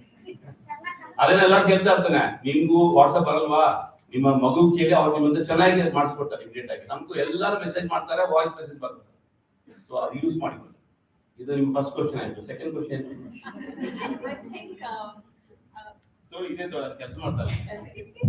I think when I started, I actually mentioned that he's one of the most accessible officers, and I think in what he just said now, he really shared what it really means to be accessible, and I would really like you all to please give him a huge round of applause for that. Because it is so difficult, I totally relate to that. It is difficult to remain uncomfortably close to the lived realities, and that's exactly what Sharanya was mentioning. So I know you said you have to leave early, so I just wanted to ask you, we have the new solid waste management rules. It is going to come into effect in 2026, and one of the key provisions, two key provisions are that the development authorities have to ensure, the town have to ensure that the SWM provisions are fitted into the master plan. And given the scope of what we are talking about, and so now I'm knocking on the door to actually ask how do we really look at this kind of inclusion and integration into the master plan, because most of the waste pickers also live very close to places that they can access for waste, or maybe the dry waste collection centers are there, the scrap shops are there, or for instance we have places like Johnimala or where the waste trading happens. So these are important places, and so you will find housing very close to these places. Secondly, I think it was in the Bajaj committee or something like that, which actually said you need to make provisions for sorting, in the master plan. But so how do we make sure that these kind of realities are also noted in the master plan? And my follow-up question also is, what is the one reform you believe is realistically achievable that could move them from exclusion to access? ನಾನು master plan question ಸ್ವಲ್ಪ easy ಇದೆ ಅದು. ಯಾಕಂದ್ರೆ ಈಗ master plan ಮಾಡಿಲ್ಲ. ಈಗ ನಾವು tender call ಮಾಡ್ತಾ ಇದ್ವಿ, GB ಅವರು ಮಾಡ್ತಾ ಇದ್ರೆ ನಾವು ಇಮಿಡಿಯೇಟ್ ಮಾಡ್ತಾ ಇದ್ವಿ. ಅದರಲ್ಲಿ ಡ್ರಾಫ್ಟ್ ಆದ ತಕ್ಷಣ ನಾವು ಅಬ್ಜೆಕ್ಷನ್ ಕಾಲ್ ಫಾರ್ ಮಾಡ್ತೀವಿ. 30 days ವಿಂಡೋ ಪೀರಿಯಡ್ ಇರ್ತದೆ. ಆಗ ನಿಮ್ಮ ತರ ವರ್ಕ್ ನಮ್ಗೆ ಹೇಳ್ತಾರೆ ಏನ್ ಮಾಡ್ಬೇಕು ಅಂತ. ಸೊ ವಿಲ್ ಸೇರಿಸ್ಕೊಳ್ತೀವಿ. That is there is a window to include your ideas, and of course everybody knows that the role of the people who actually do the work in the city, or activities or ಪೌರಕಾರ್ಮಿಕರಲ್ಲಿ ಎಲ್ಲರೂ ಗೊತ್ತಿದೆ. Domestic help ಆದರೆ everybody knows about it. So ಅದು ಖಂಡಿತವಾಗಿ ವ್ಯವಸ್ಥೆ ಮಾಡ್ತಾರೆ, because it is they all depend on them. All the policy makers also are dependent on them. So ಅದು ಮಾಡ್ತಾರೆ. Whatever you say, I think will be considered. So not an issue. We are talking about a policy reform which will help them. Is a very difficult question to answer. ಯಾಕಂದ್ರೆ when you say policy reform, ನಾವು ಏನ್ ಬೇಕಾ ಕಾನೂನು ಮಾಡ್ಬೋದು, but if you want the reform to work, ಅದು it depends on the collective consciousness of the society. ನಮ್ಮ ದೇಶದಲ್ಲಿ ನಾವೆಲ್ಲ we are used to hierarchy. ಅದು ಹೇಗೆ ಗೊತ್ತಿಲ್ಲ, ನಮ್ಮ ಕಲ್ಚರಲ್ಲಿ ಬಂದ್ಬಿಟ್ಟಿದೆ. ಅದು ತೆಗೆದುಹಾಕೋದು ತುಂಬಾ ಕಷ್ಟ ಆಗ್ತದೆ. ನೀವು ನೋಡಿ, when you see the English movies and Hindi movies, ತುಂಬಾ ಡಿಫರೆಂಟ್ ಏನು ಕಾಣ್ತದೆ. ತುಂಬಾ ಕೇರ್ಫುಲ್ ನೆಕ್ಸ್ಟ್ ಟೈಮ್ ನೋಡಿ. ಇಂಗ್ಲಿಷ್ ಮೂವಿಯಲ್ಲಿ ಇಬ್ಬರು ಮಾತಾಡುವಾಗ ಅವರು ಹೆಸರು ಹೇಳ್ತಾರೆ. ಮಾತಾಡುವಾಗ ಹಲೋ ರಾಬರ್ಟ್ ಅಂತ ಹೇಳ್ತಾನೆ. ಅವನು ಕೆಲಸ ಮಾಡ್ತಾನೆ ಮನೆಯಲ್ಲಿ, ಅವನು ಹಲೋ ರಾಬರ್ಟ್, ಹಲೋ ಜಾಕ್ ಅಂತ ಮಾತಾಡ್ತಾನೆ. ಸರ್ ಅಂತ ಹೇಳಕ್ ಹೋಗಲ್ಲ ಅಷ್ಟು. ನಮ್ಮ ಮೂವಿಯಲ್ಲಿ ನೀವು ಹಿಂದಿ ಮೂವಿ ಅಥವಾ ಯಾವ ಲ್ಯಾಂಗ್ವೇಜ್ ಮೂವಿ ನೋಡಿ, ಇಬ್ಬರು ಮಾತಾಡುವಾಗ ಒಬ್ಬನ ಹೆಸರು ಹೇಳ್ತಾನೆ, ಇನ್ನೊಬ್ಬನ ಹೆಸರು ಕೇಳಲ್ಲ. ಇಬ್ಬರು ಫ್ರೆಂಡ್ಸ್ ಇರಬೇಕು. If they are not friends, ಒಬ್ಬನ ಸರ್ ಅಂತ ಹೇಳ್ತಾನೆ, ಇನ್ನೊಬ್ಬನ ಹೆಸರು ಹೇಳ್ತಾನೆ. ನಮ್ಮ ಯಾರ ಮನೆಯಲ್ಲಿ ಕೆಲಸ ಮಾಡಕ್ ಬರ್ತಾರಲ್ಲ, ಅವ್ರ ನಿಮ್ಮನೆ ಹೆಸರಿಗೆ ಕರೀತಾರಾ? ಬೆಳಗ್ಗೆ ಬಂದ ತಕ್ಷಣ ನಾವು ಕುಕ್ ಮಾಡಕ್ ಬರ್ತಾರೆ. 9 ಗಂಟೆ ಬಂದ ತಕ್ಷಣ ಹಲೋ ಮಣಿವಣ್ಣ ಹವಾರಿ ಅಂತ ಹೇಳ್ತಾರ. ಅವರು ಕೇಳಲ್ಲ. ನಮ್ಮ ಮಿಸಸ್ ಅವ್ರಿಗೆ ಹೆಸರಿಗೆ ಕರೀತಾರ, ಅವ್ರ ವಾಪಸ್ ಹೆಸರಿಗೆ ಕರೆಯಲ್ಲ ಅಲ್ವಾ? ಯಾಕೆ ಅದು? ನಮ್ಮ ಜೊತೆಗೆ ನಮ್ಮ ಡ್ರೈವರ್ ಬಂದಿದ್ದಾರೆ, ಈಗ ಡ್ರಾಪ್ ಮಾಡಿದ್ದಾರೆ, ಕೃಷ್ಣಮೂರ್ತಿ. ಅವ್ರು ಯಾವಾಗ ಮಣಿವನ್ನ ಎಲ್ಲಿ ಹೋಗ್ಬೇಕು ಅಂತ ಕರೀತಾರ? ಕರೆಯಲ್ಲ. ಆದ್ರೆ ಇಂಗ್ಲಿಷ್ ಮೂವಿ ಕರೀತಾರೆ ಅವರು, ಡ್ರೈವರ್ ಕರೀತಾರೆ, ಹೆಸರಿಗೆ ಹೇಳಿ ಕರೀತಾರೆ. ದಿಸ್ ಇಸ್ ಸಿಸ್ಟಮ್ ಇಲ್ಲ ನಮ್ಮಲ್ಲಿ. ಏನಾಗಿದೆ ಅಂದ್ರೆ ಅಥವಾ ಆಗ್ಬಿಟ್ಟಿದೆ. ಮನೆಗೆ ನಮ್ಮ ಫ್ರೆಂಡ್ ಬರ್ತಾನೆ, suppose my son talks to him in ಕೇಳ್ತಾನೆ ಏನ್ ಹೆಸರು ಅಂದ್ರೆ ಓ ಈಸ್ ರಾಮಕೃಷ್ಣನ್. ಸೊ ನನ್ನ ಮಗನು ರಾಮಕೃಷ್ಣ ಅಂತ ಹೇಳ್ತಾ ಅಂದ್ರೆ ಅವ್ನು ಎಲ್ಲ ಸಿಟ್ಟು ಬಂದ್ಬಿಡ್ತಾರೆ. ಅವ್ರು ಹೇಳ್ತೀವಿ ಜಾಸ್ತಿ ಅವ್ರು ಅಂಕಲ್ ಅಂತ ಹೇಳ್ಬೇಕು ಅಲ್ವಾ. ವೆರಿ ಸ್ಮಾಲ್ ಇಶ್ಯೂ ತರ ಕಾಣ್ತದೆ, but it's a very big issue actually. ಈ ಒಂದು ಹೈರಾರ್ಕಿ ಇರೋವರೆಗೂ ನಾವು ಏನೋ ಪಾಲಿಸಿ ಮಾಡಿ, whatever policy we make, we cannot make the people who are poor and rich equal until the society changes. ತುಂಬಾ policy ಮಾಡಿದ್ವಿ, ತುಂಬಾ ಕಾನೂನು ಮಾಡಿದ್ವಿ, ಇಟ್ ಡಸಂಟ್ ಹೆಲ್ಪ್. ಇದಕ್ಕೇನ್ ಬೇಕಂದ್ರೆ there is a need for a social movement. ಇದನ್ನು ನಾವು ಸ್ವಲ್ಪ ಕಿತ್ತಾಕ್ಬೇಕು.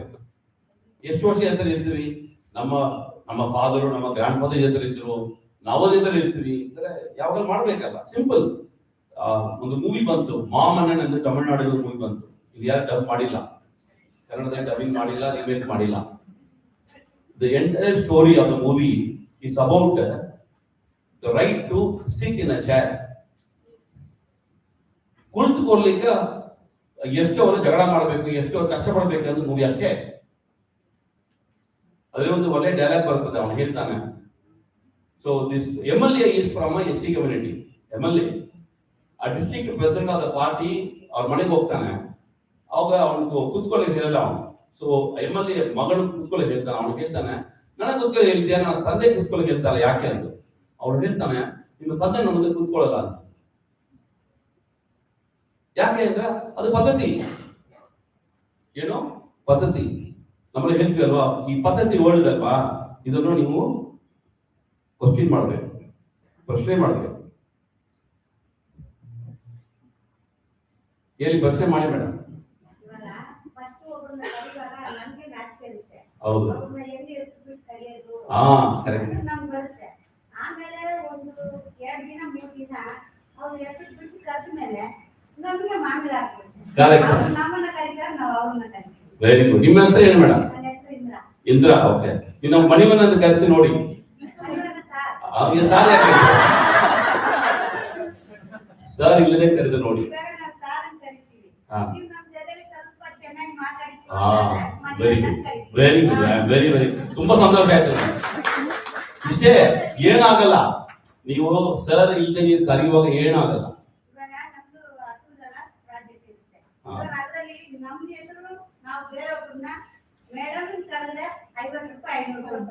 ವೆರಿ ಗುಡ್, ತುಂಬಾ ಸಂತೋಷ.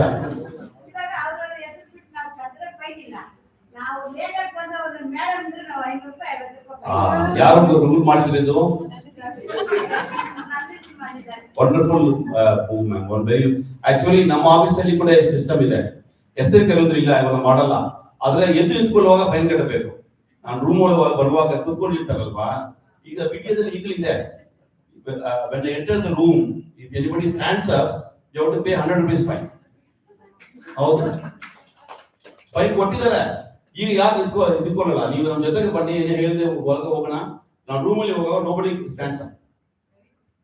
It's a small thing, but it should go to the mind. ಆಮೇಲೆ ಇನ್ನೊಂದು, ನಮ್ಮ ಜೂನಿಯರ್ ಆಫೀಸರ್ ಇದಾರಲ್ವಾ, ಅವ್ರಿಗೂ ನಾನು ಫೈನ್ ಹಾಕಕ್ ಬರಲ್ಲ. ನಾನು ಹೇಳಿದನು, whoever calls me by name, I said I will give you books worth 1000 rupees.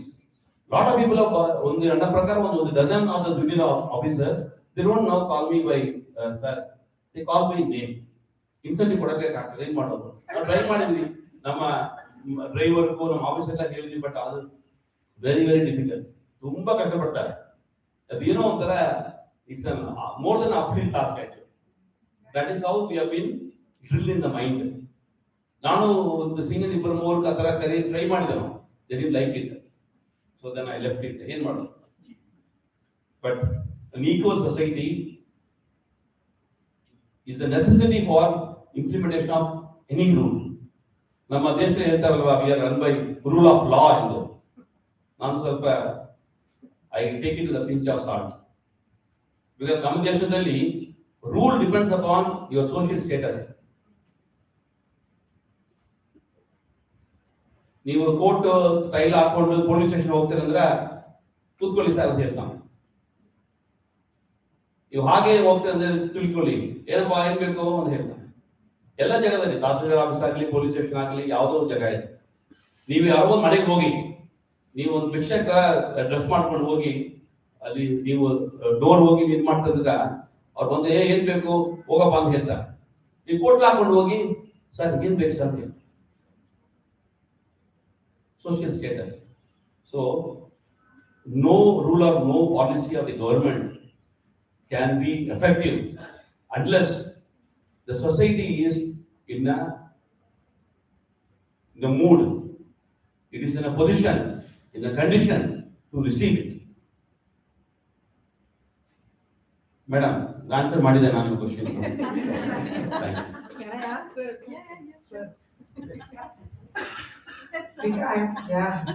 I want to ask because we have a group of both funders and that's why I'm asking in English also, and CSOs, civil society organizations, and of course parliamentarians, base speakers. You rightly said that, and Ambedkar had said this, right? Unless there is equality in society, you really cannot have government policies be effective, especially towards the most marginalized and disadvantaged workers, because they are automatically seen as lower in the eyes of the rest of society. But if you look at the way fund, and you asked for a social movement, that's why I'm asking this question. People need funds to do this, because those who are launching and running the movement also need to eat.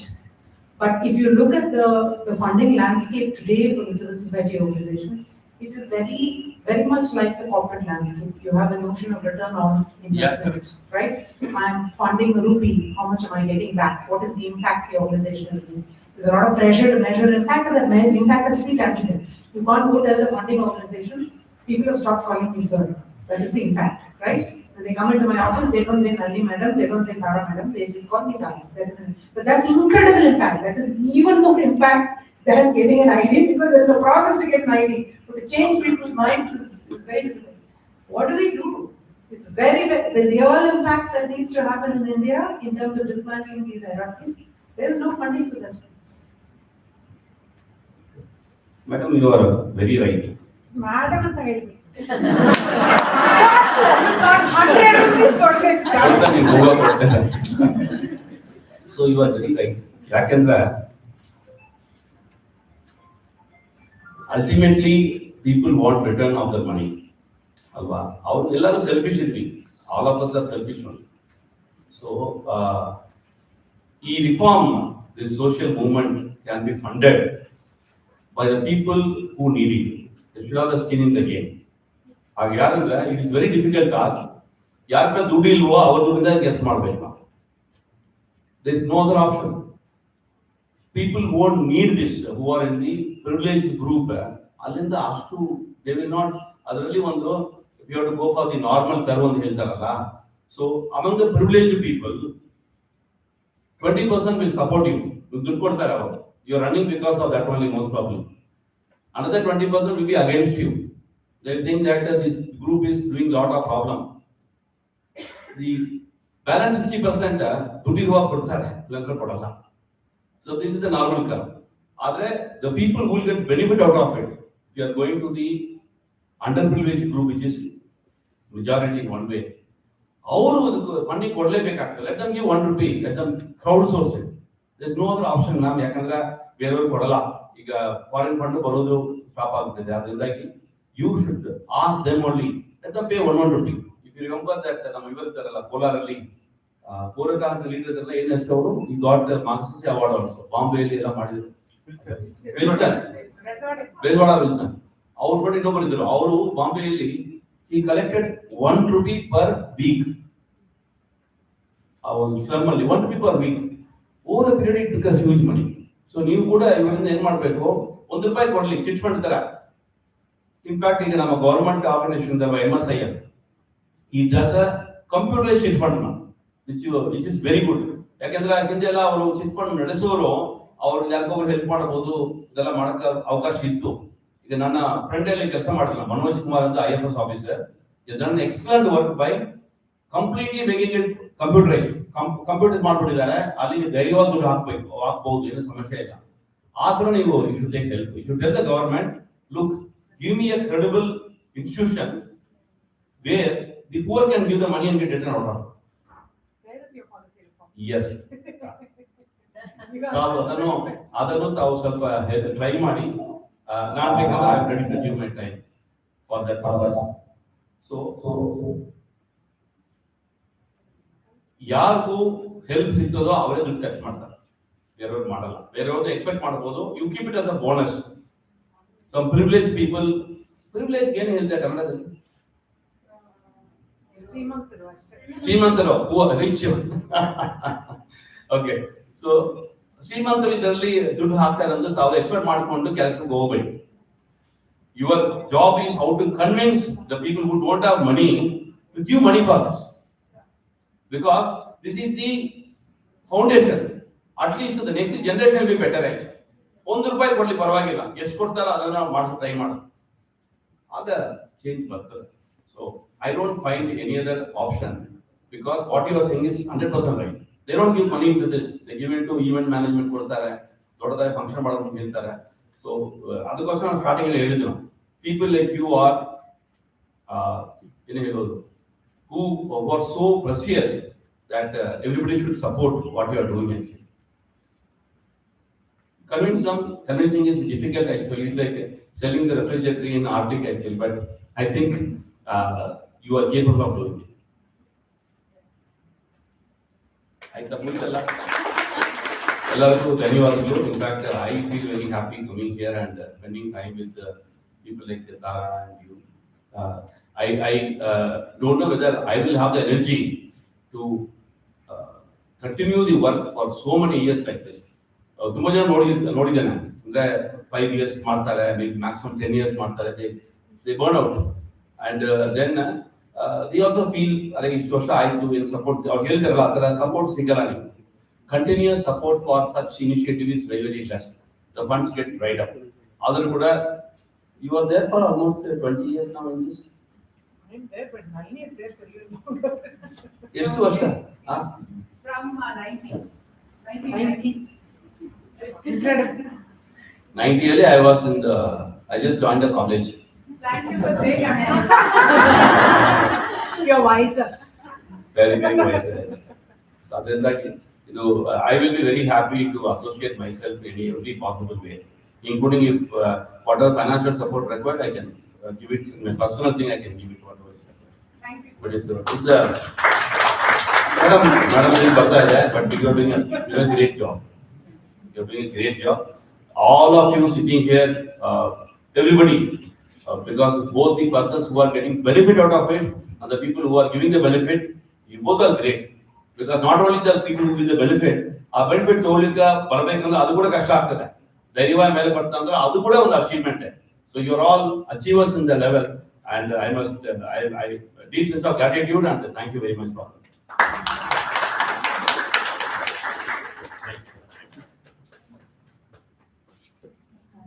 ನಮಸ್ತೆ sir. Shri Manivannan sir, ಜನರಿಗೂ ಸರ್ಕಾರಕ್ಕೂ ಯಾವ ರೀತಿ ಸಂಪರ್ಕ ಇರಬೇಕು, ಮತ್ತೆ ಅರ್ಥಪೂರ್ಣವಾದ ಸಂವಾದವನ್ನ ಮಾಡಲು, ಯಾವುದೇ ಸಮಾಜದಲ್ಲಿ ಬದಲಾವಣೆ ಆಗ್ಬೇಕಂದ್ರೆ ಸಾಮಾಜಿಕವಾಗಿ ಮೊದಲು ನಿಮ್ಮಿಂದಲೇ ಪ್ರಾರಂಭ ಆಗ್ಬೇಕು ಅನ್ನೋದನ್ನ, ಮತ್ತು ಸಮಾನವಾದ ಸಮಾಜವನ್ನ ನಿರ್ಮಾಣ ಮಾಡೋದ್ರ ಬಗ್ಗೆ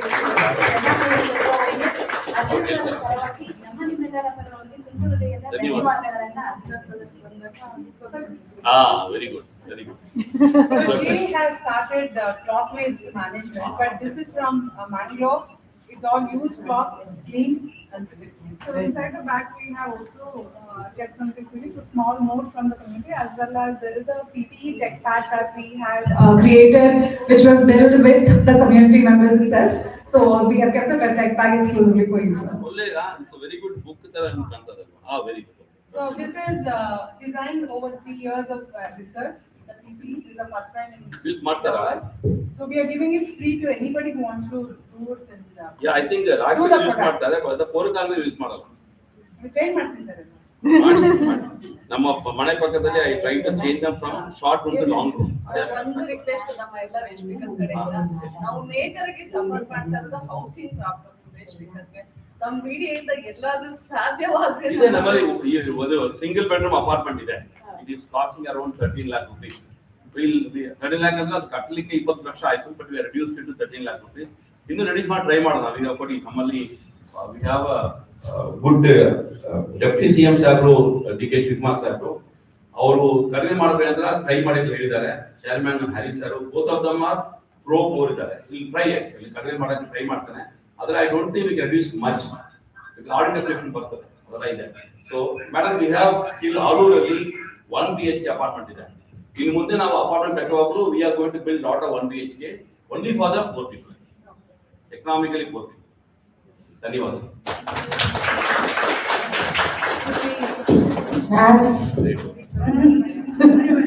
ಮಣಿವಣ್ಣನ್ ಸರ್, ನಿಮ್ಮ ಹತ್ರ ಸ್ವಲ್ಪ ಮಾತಾಡ್ಬೇಕು. ಇಷ್ಟೊತ್ತು ನಮ್ಮ ಬಗ್ಗೆ ಎಲ್ಲ ಬಂದು ನಮ್ಗೆ ತಿಳಿಯಲಿಗಾಗಿ ಮಾತಾಡಿ ನಮ್ ಜೊತೆಲಿ ಏನೇನು ಅನುಭವ ಬೇಕೋ ಎಲ್ಲ ಮಾತಾಡಿದೀರಾ. ನಮ್ಗೂ ತುಂಬಾ ಖುಷಿ ಆಗಿದೆ, ಅರ್ಥ ಆಗಿದೆ. ಅದಕ್ಕೆ ನಮ್ಮ ಹತ್ರ ಬಂದು ಮಾತಾಡಿದ್ದಕ್ಕೆ ತುಂಬಾ ತುಂಬಾ ತುಂಬಾ ಧನ್ಯವಾದಗಳು.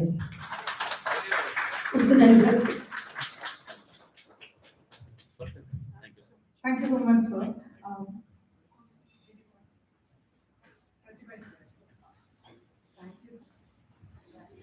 We'll just quickly take on a few questions. Thank you so much. So we'll quickly wrap up the side chat round with Pratibha. She's also joined us from UNDP. We'll quickly finish it in a few minutes and we'll continue the panel discussion. Just 1 second, actually.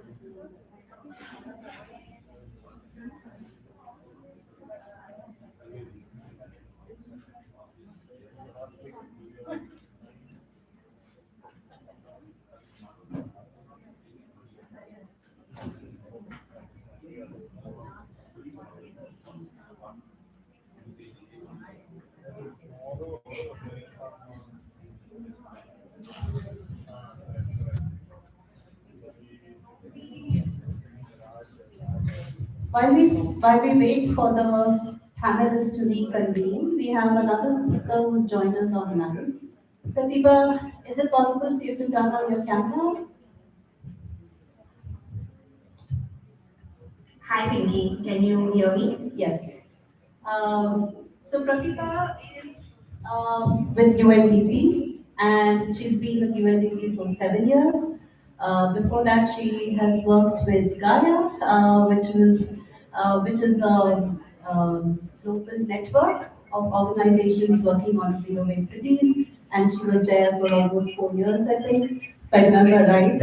And thank you so much, Pratibha, for joining us today.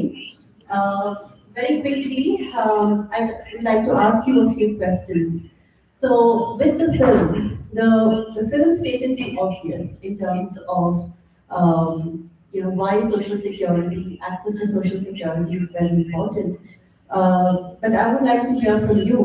Why should we invest in access to social security? I'm also asking this in relation to the project, Uttan project that was launched in 2020, and that was peak COVID. So why was it started and why the focus on waste pickers? Sure.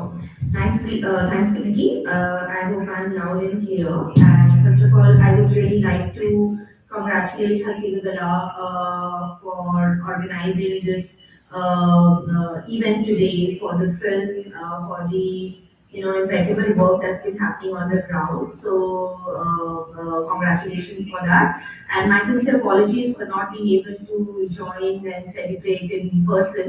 So I thought though it would have been nice to see who am I speaking to, who is in the audience. Right now, I'm not really able to. Okay, great. Thanks so much, Vicky.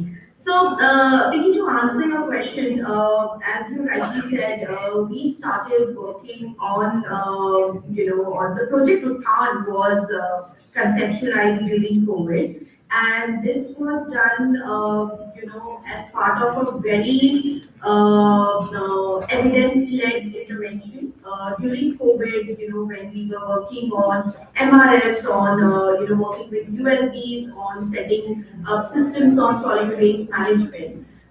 And then COVID happened, and that's when we realized that while all of us were affected, but some of us were affected more than given their vulnerabilities, the marginalized conditions, and the other factors which had compounded the way COVID had impacted on this community. So that's when we did a baseline study of around 9,300 waste pickers in the country. We reach out to some 15 cities through our UN volunteers, through our CSO partners, to understand, what is really the need of the community, what kind of social protection access do these communities have, whether they are linked to health insurance, whether their kids have access to education and the various scholarship that's provided by the government. Do they have ID card? How are they integrated and working within the ULB system? So these were some of the larger questions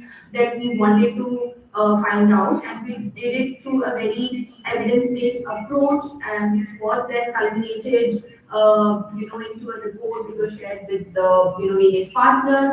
So this really designed the Utthan program, and if we look at the journey of Utthan right from 2020 till 2026, we have seen it growing in 4 stages. One, we did the evidence building. Second, we did a pilot then based on this assessment that if we were to facilitate and build these gaps on awareness, on accessibility for waste picker. So let's also see how the systems look like, what are the partnerships that would require, what would be the capacity building of the resource organizations. So based on this, a pilot was built.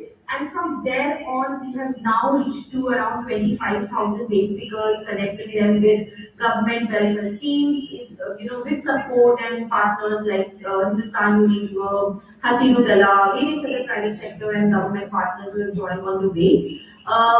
Now, interestingly, from the learnings of the program, we have now been able to guide the national implementation of Namaste scheme as well. There are components, for instance, one particular feature of Utthan, which is around helpline, where we piloted, in few states, running a helpline, whether it can act as one-stop access or one point of information to give, information around social welfare schemes, grievances, etc. So what that mechanism would look like.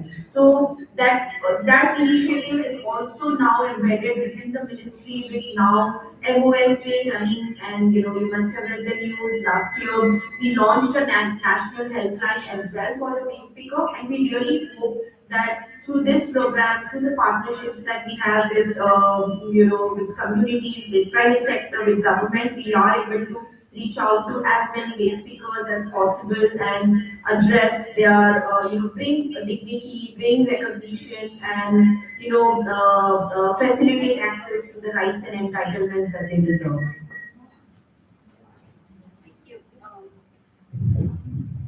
Thank you, Pratibha. Okay. Yeah. Thank you, Pratibha. I think you've highlighted the importance of collaboration to facilitate any kind of meaningful social security measures. So, what would you think now that it's been 6 years in running? What are the elements that can now be replicated at the state and national level? And what role do development finance and policy play in enabling this? You also said that you've had look at guiding implementation for the Namaste scheme.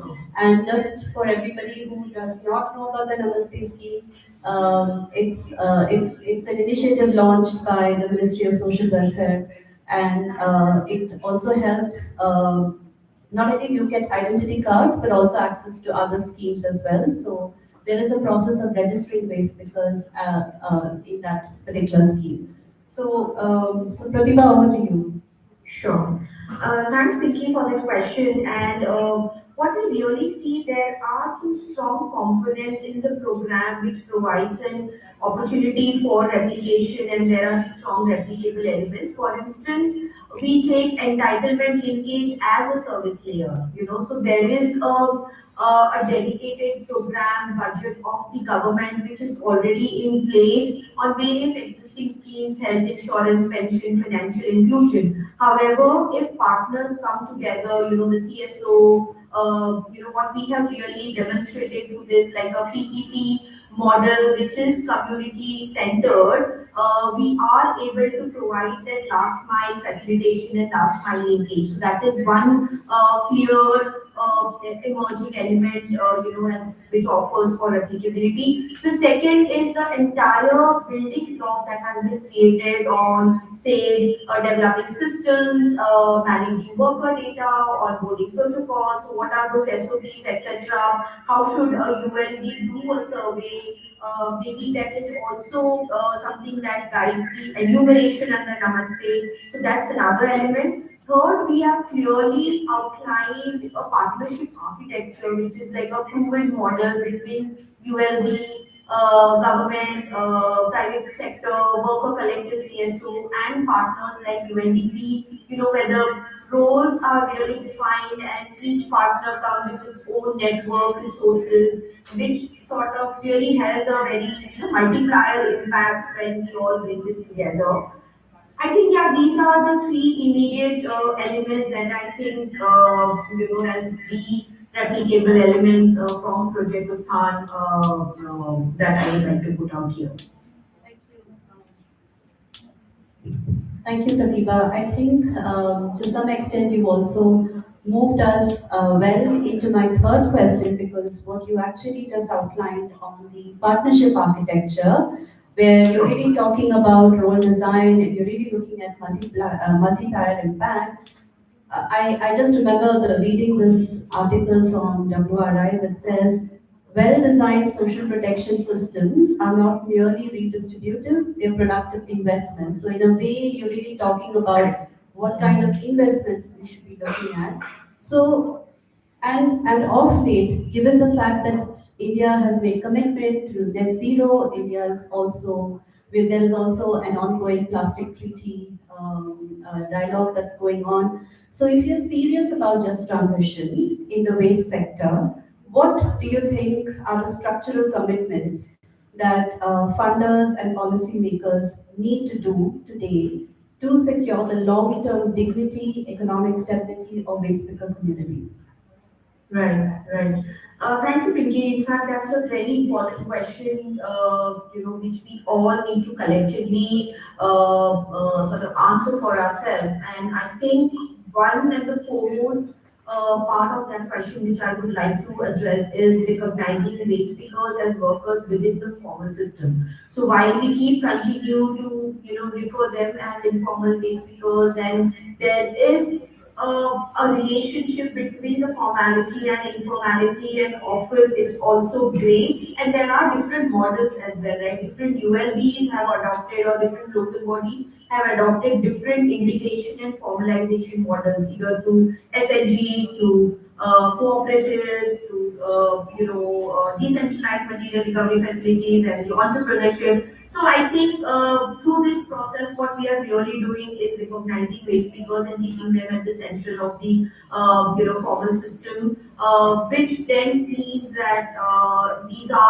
this translates into legal and administrative recognition. There are ID cards that's been given. They are included in the city service plans, and they have access to all the schemes and welfare packages, etc., that's designed by the government.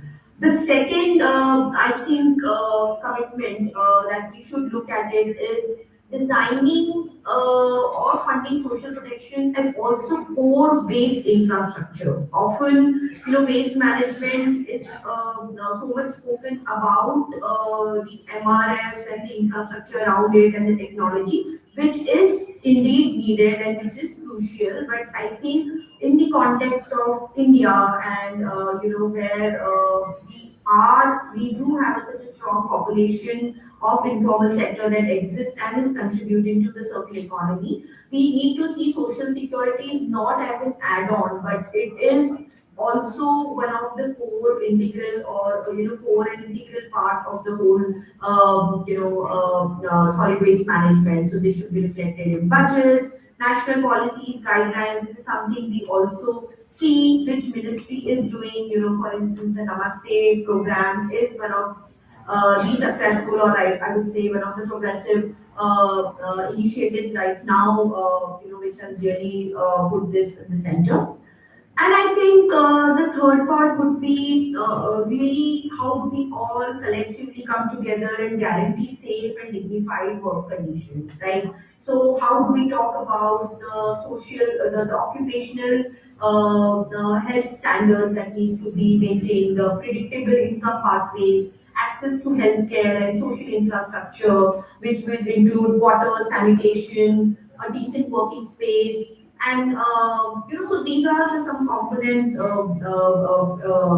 Vicky, I would think should be the way forward in our commitment towards the waste sector and the informality. Thank you so much, Pratibha, and thank you so much for joining us. And I will now pass it on to Tara to continue with the panel discussion. Thank you. We'll do our last round. Can panelists please come back? Siji? Great. Thank you, Pinky. So I'll excuse myself and all the best, and really wishing my best wishes for the event going forward. Yeah. Pinky Chandran ఎవరు plastic నీటి విశ్లేషకి పత్రకర్పై ఘనత్యాజ్య నిర్వహణ round table SWMRC ಸಂಸ್ಥಾಪಕ ಸದಸ್ಯರಾದ ಇವರು ಈ ದಿನ ನಮ್ಮ ಒಂದು ಪ್ಯಾನೆಲ್ ಡಿಸ್ಕಷನ್ ಅಲ್ಲಿ ಅರ್ಥಪೂರ್ಣವಾದ ಸಂವಾದಕ್ಕೆ ಹತ್ತಿರದಿಂದ ಅವರಿಗೆ ತುಂಬ ಹೃದಯದ ಧನ್ಯವಾದಗಳನ್ನು ಅರ್ಪಿಸುತ್ತೇನೆ.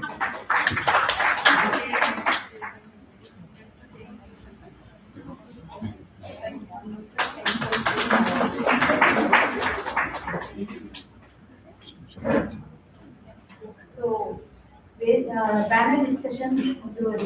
Yeah, sorry for the slight misarrangement. We had to kind of accommodate Manivandan also, but we'll be continuing the panel discussion. Please be patient with us. Over to you, Kara. Thank you. Can we get the other mic also, the participants? Thank you. So I will go to Siji first. How does the your work on social security, how do you place it within the broader work that you do with rights and livelihoods and things? Because that is your broader focus. So what role does social security play within that?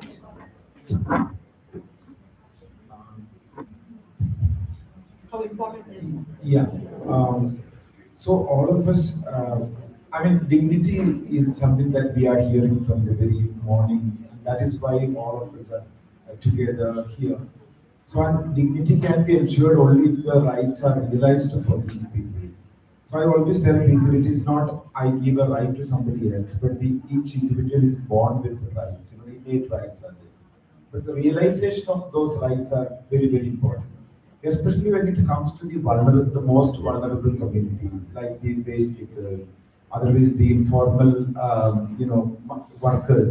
Like for example, we know that almost 80% of the workforce in India are in the informal sector, and many of the social security access becomes a problem because of the whole of informality that is attached to this. And definitely there is a responsibility of each citizen and also the system, which is known as the government. Sir was talking more about the responsibility of the state to ensure that their dignity, their rights are respected. So I think the whole of social security, so therefore we look at the whole of social security from, though we don't talk too much about rights, but it is within the whole framework of rights.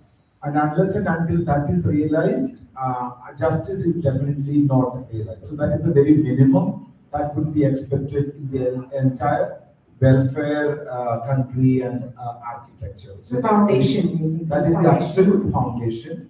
And I'm just having one more point I want to make is just having registered into an entitlement or an access or entitlement to a scheme does not ensure or guarantee the realization of it. The third time I'm using the same word. I interacted with a lot of workers, let us say, and I do interact with a lot of workers in Mumbai, Delhi, and different places. But see, they have, for example, they have an Ayushman card. It is their right, let us say, an entitlement in our understanding. But unless and until the individual migrant worker or a waste picker community person is able to go use that card, and the person knows that okay, I can access 11 hospitals in the city, and it's simply there are many barriers which we will again talk about, I'm sure.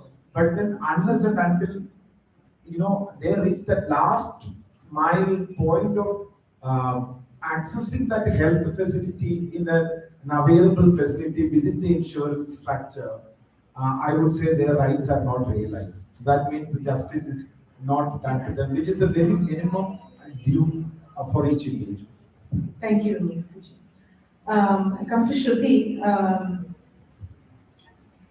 You work on collaborative effort, and how important are grassroots organizations to driving such a collaborative effort, right? Because very often, and Mani talked about that as well, about being in uncomfortable, being closely associated with uncomfortable situations. That's what grassroots efforts do. Right? So, how important is that, and how do you view that in your collaborative network? No, absolutely. I think it's my fault. Yeah. Okay. No, thank you so much. I think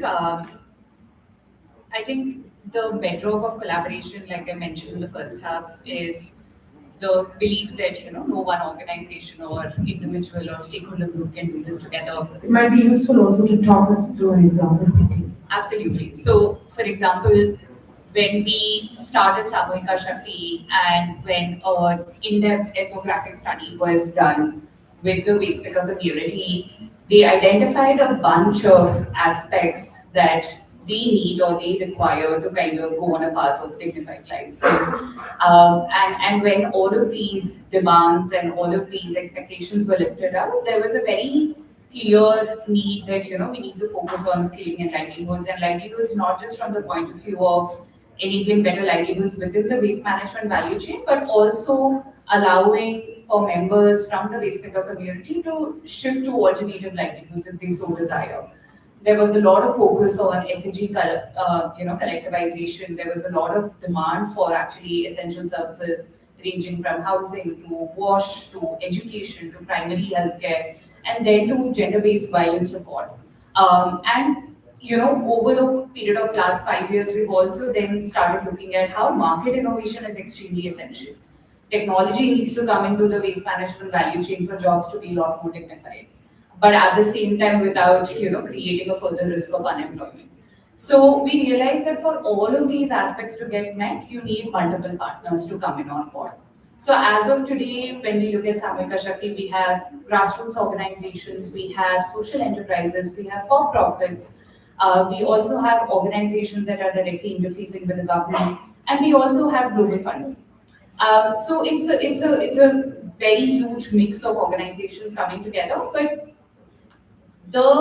I think in the first phase, especially when the collective started, there was a very, very clear need for, ultimately we are here to serve the community.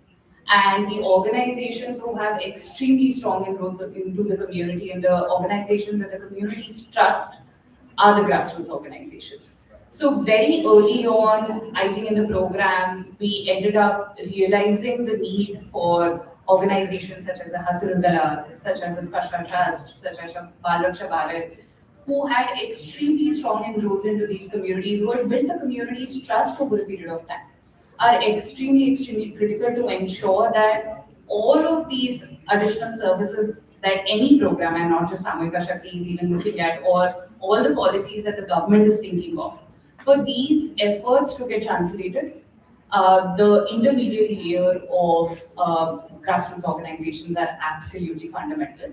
And unfortunately, there are also a lot of grassroots organizations who, kind of earned not very good reputation with the community. And hence trust becomes such an integral factor here because so many promises are made and are not kept with. And hence, I think bringing on board credible grassroots organizations to work with and trusting them with the power to co-create programs and policies become absolutely essential in making that translation.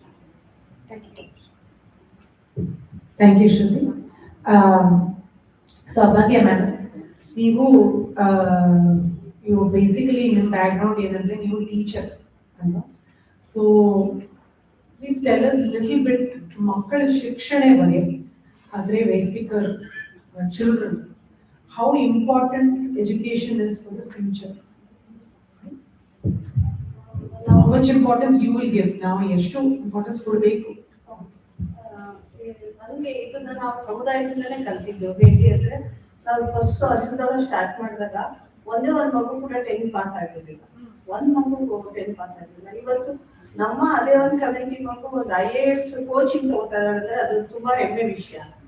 ಆ ಟೈಮಲ್ಲಿ ಯಾಕೆ ಅಂತ ನಾವೊಂದು ನೋಡಿದಾಗ ಏನಾಯ್ತಂದ್ರೆ ಅವ್ರಿಗೆ fees private ಸ್ಕೂಲ್ಗೆ ಇಷ್ಟಪಟ್ಟರೆ ಆಗ್ಬಿಡ್ತಾ ಇದ್ರು, ಆದ್ರೆ ಫೀಸ್ ಕಟ್ಟಕ್ಕೆ ಆಗ್ತಿರ್ಲಿಲ್ಲ. ಅವಾಗ ಅಲ್ಲಿ ಡ್ರಾಪ್ ಔಟ್ ಆಗ್ತಿದ್ರು.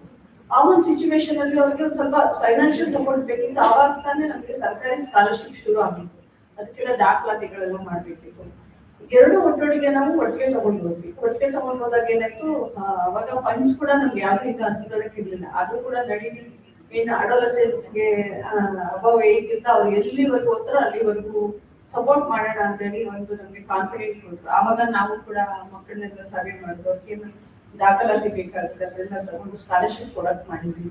ಇವತ್ತು ನಾವು ನಮ್ಮ ವೇಶ್ಪಿಕರು ಅವಾಗ ರಸ್ತೆ ಎಲ್ಲ ಆಯ್ತದವ್ರು ಇವತ್ತು ಇಂಟರ್ನ್ಯಾಷನಲ್ ಇದ್ರಲ್ಲಿ ಹೋಗಿ ಕೂತ್ಕೊಳ್ತಾರೆ ಅಂದ್ರೆ ನಮ್ಮ ವೇಶ್ಪಿಕರ್ ಮಕ್ಕಳು ಇನ್ನೂ ಎಲ್ಲಿಗೆ ಹೋಗೋದಕ್ಕೆ ನಾವು ಇಮ್ಯಾಜಿನ್ ಮಾಡ್ಕೊಳ್ಬೋದು. ಒಂದು IAS ಕೋಚಿಂಗ್ ತಗೊಳ್ತಾಳೆ ಅಂದ್ರೆ ಅದು ತುಂಬಾ ದೊಡ್ಡ ವಿಷಯನೇ. ಇವತ್ತೆಲ್ಲ ಮಕ್ಕಳು ಡಬಲ್ ಡಿಗ್ರಿ ಮಾಡ್ತಾ ಇದಾರೆ, MA ಮಾಡಿ ನಮ್ಮ ಹಸಿದಳದ ಬಗ್ಗೆನೇ ಪುಸ್ತಕ ಬರ್ತಿದ್ದಾರೆ. ಈ ಒಂದು ಸಪೋರ್ಟ್ ಅವ್ರಿಗೆ ಒಂದು ಆ ಟೈಮಲ್ಲಿ ಒಂಚೂರು ಕೈ ಹಿಡಿದ್ರೆ ನಾವು ಅವ್ರಿಗೆ ಅವರು ಮಕ್ಕಳು ಚೆನ್ನಾಗಾದ್ರೆ ಇವ್ರ ಲೈಫ್ ಚೆನ್ನಾಗಾಗಕ್ಕೆ ಸಾಧ್ಯ. ಹೇಗೆ ಅಂದ್ರೆ ಅವ್ರು ಆವತ್ತಿಂದನೂ ರಸ್ತೆ ಬದಿಯಲ್ಲಿ ಆಯ್ಕೊಂಡೇ ಬಂದಿರ್ತಾರೆ. ಅವ್ರೊಂದು ಬೆಟರ್ ಲೈಫ್ ಕನಸು ಕೂಡ ಆಸ್ಪಿರೇಷನ್ ಕೂಡ ಇರಲ್ಲ ಅವ್ರಿಗೆ. ಏನ್ ಮಕ್ಳು ಎಜುಕೇಶನ್ ಯಾವಾಗ ಚೆನ್ನಾಗಾಗುತ್ತೆ ಆ ಒಂದು ಅವ್ರಿಗೆ ಆಸ್ಪಿರೇಷನ್ ಇಲ್ಲದಿದ್ರೆ ಅವ್ರಿಗೆ ಸಡನ್ ಆಗಿ ಅದೊಂದು ಈಗ ಇಂದ್ರ ಇದ್ದಾರೆ, ಅವ್ರನ್ನ ಎಲ್ಲಾ ಮಕ್ಕಳನ್ನು ಡಿಗ್ರಿ ಓದಿಸ್ತಾ ಇದ್ದಾರೆ, ಎಲ್ಲಾ ಮಕ್ಕಳು ಓದ್ತಾ ಇದ್ದಾರೆ. ಮತ್ತೆ ಸುಮಾರು ಜನ ಮತ್ತೆ ಕೆಲವು ಮಕ್ಕಳು ಸ್ಟ್ರೀಟ್ ಅಲ್ಲಿ ಇದ್ರು, ಅಂದ್ರೆ ಸ್ಟ್ರೀಟ್ ಅಲ್ಲಿ ಮನೆ ಕೆಲ್ಸಕ್ಕೆ ಹೋಗ್ತಾ ಇದ್ರು, ಮತ್ತೆ ಪೇಪರ್ ಆಗಿ ಹೋಗ್ತಿದ್ದವ್ರು. ಅವ್ರ ಅಕ್ಕನ್ನ ನಾವು ಯಾವಾಗ ಸಪೋರ್ಟ್ ಮಾಡಿದ್ವಿ, ಎಜುಕೇಶನ್ ಎನ್ಕರೇಜ್ ಮಾಡಿದಾಗ ಆ ಮಕ್ಕಳೆಲ್ಲರೂ ಇವತ್ತು 5 ಮಕ್ಕಳು ಹೋಗ್ತಾ ಇದ್ದಾರೆ ಸ್ಟ್ರೀಟ್ ಅಲ್ಲಿ ಇರೋ ಒಂದು ವೇಶ್ಪಿಕರ್ ಮಕ್ಕಳು. ಆವಾಗ ನಮ್ಗೆ ಏನ್ ಆಸ್ಪಿರೇಷನ್, ಅವ್ರಿಗೆ ಈಗ ಅವ್ರ ಮಕ್ಕಳು ಚೆನ್ನಾಗಾದ್ರೆ ನಮ್ಮ ವೇಶ್ಪಿಕರ್ಸ್ ಲೈಫ್ ಚೆನ್ನಾಗಿರುತ್ತೆ ಅನ್ನೋ ಒಂದು ಕನಸನ್ನ ನಾವು ಕಾಣ್ತಾ ಇದ್ವಿ. ಮತ್ತೆ ಅದೇ ರೀತಿ ಆಗ್ತಾ ಇದೆ. ಇವಾಗ ತುಂಬಾ ಹೇಳಿಕೆ ಆಗಲ್ಲ, ಅಷ್ಟು ಒಂದು ಮಕ್ಕಳಲ್ಲಿ ಡೆವಲಪ್ಮೆಂಟ್ಸ್ ನಾವು ನೋಡ್ತಾ ಇದ್ವಿ. ನನ್ ಕನಸು ಕೂಡ ಅದೇ, ಎಲ್ಲಾ ಮಕ್ಕಳು ಶಾಲೆಗೆ ಹೋಗ್ಬೇಕು, ಆ ಮಕ್ಕಳಿಂದ ಅವ್ರ ನಮ್ಮ ವೇಶ್ಪಿಕರ್ಸ್ ತಾಯಿಗೆ ಲೈಫ್ ಬೆಟರ್ ಆಗ್ಬೇಕು ಅನ್ನೋದು ನನ್ನ ಒಂದು ಉದ್ದೇಶ. Lovely, madam. Thank you for the examples.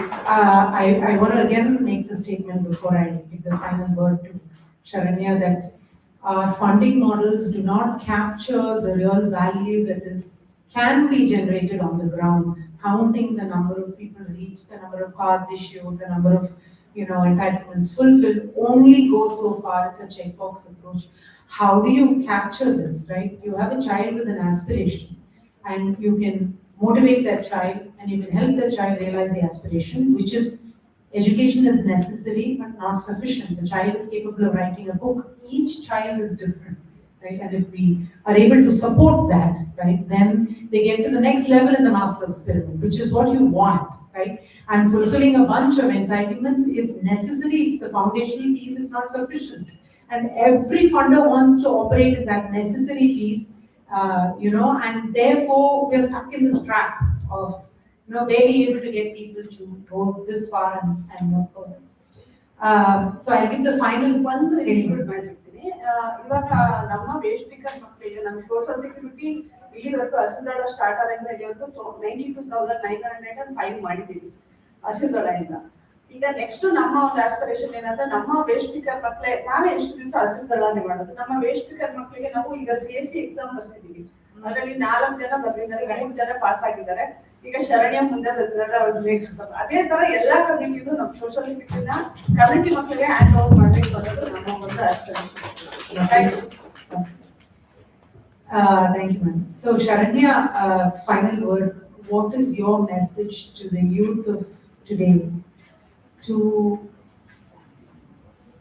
enable people to live lives of dignity and to provide underprivileged citizens, waste speakers, provide whatever support they can. Different people play different roles, right? You've made a very conscious choice to jump right in and work with your community.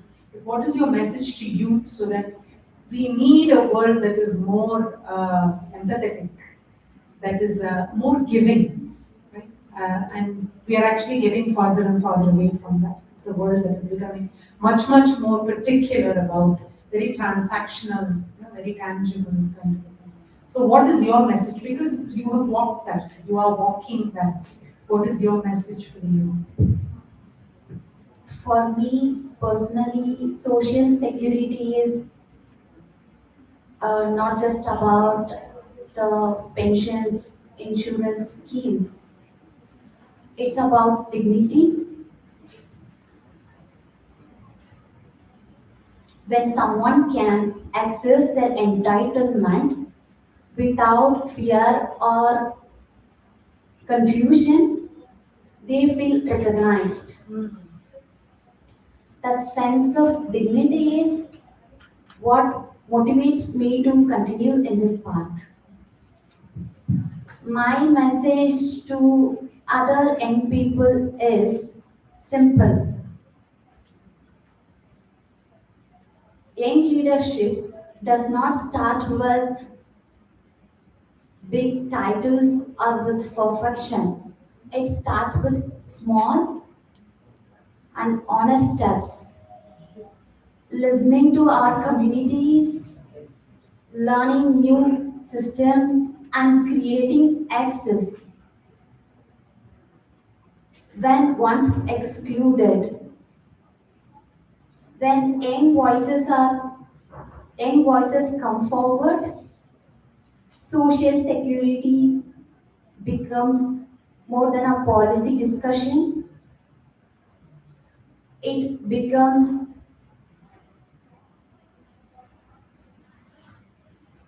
just becomes a dignity with everyday life. Okay.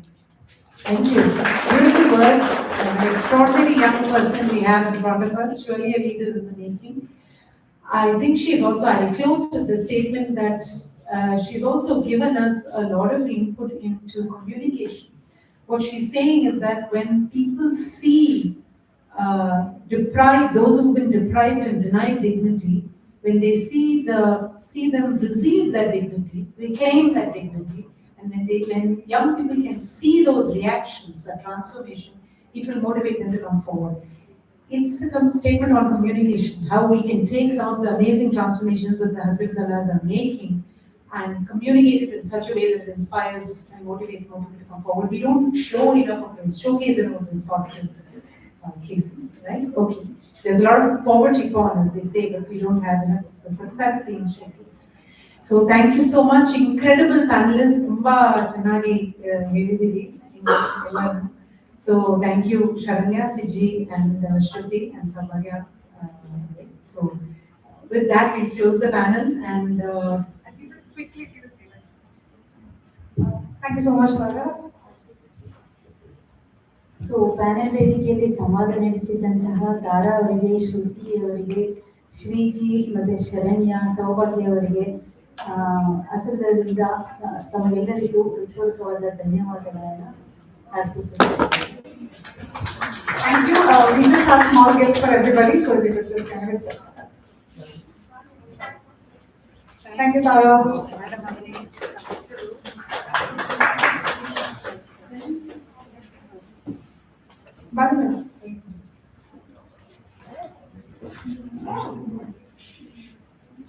Thank you, Shruti.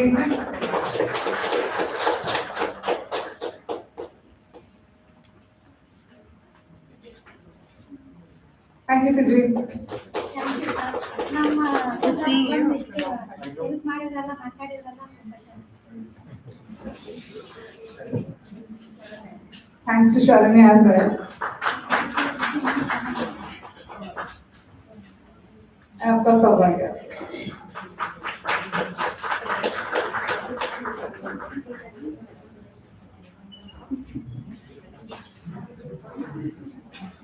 Thank you all so much. We just want to share a few concluding words. So on behalf of Astrodala, I extend a sincere gratitude to each and every one of you who have been part of it. We deeply thank Srimati Uma Mahadevan as well as Sri Major Manivandan IAS and other esteemed guests who are present. Most importantly, we acknowledge that leadership of waste paper communities whose resilience and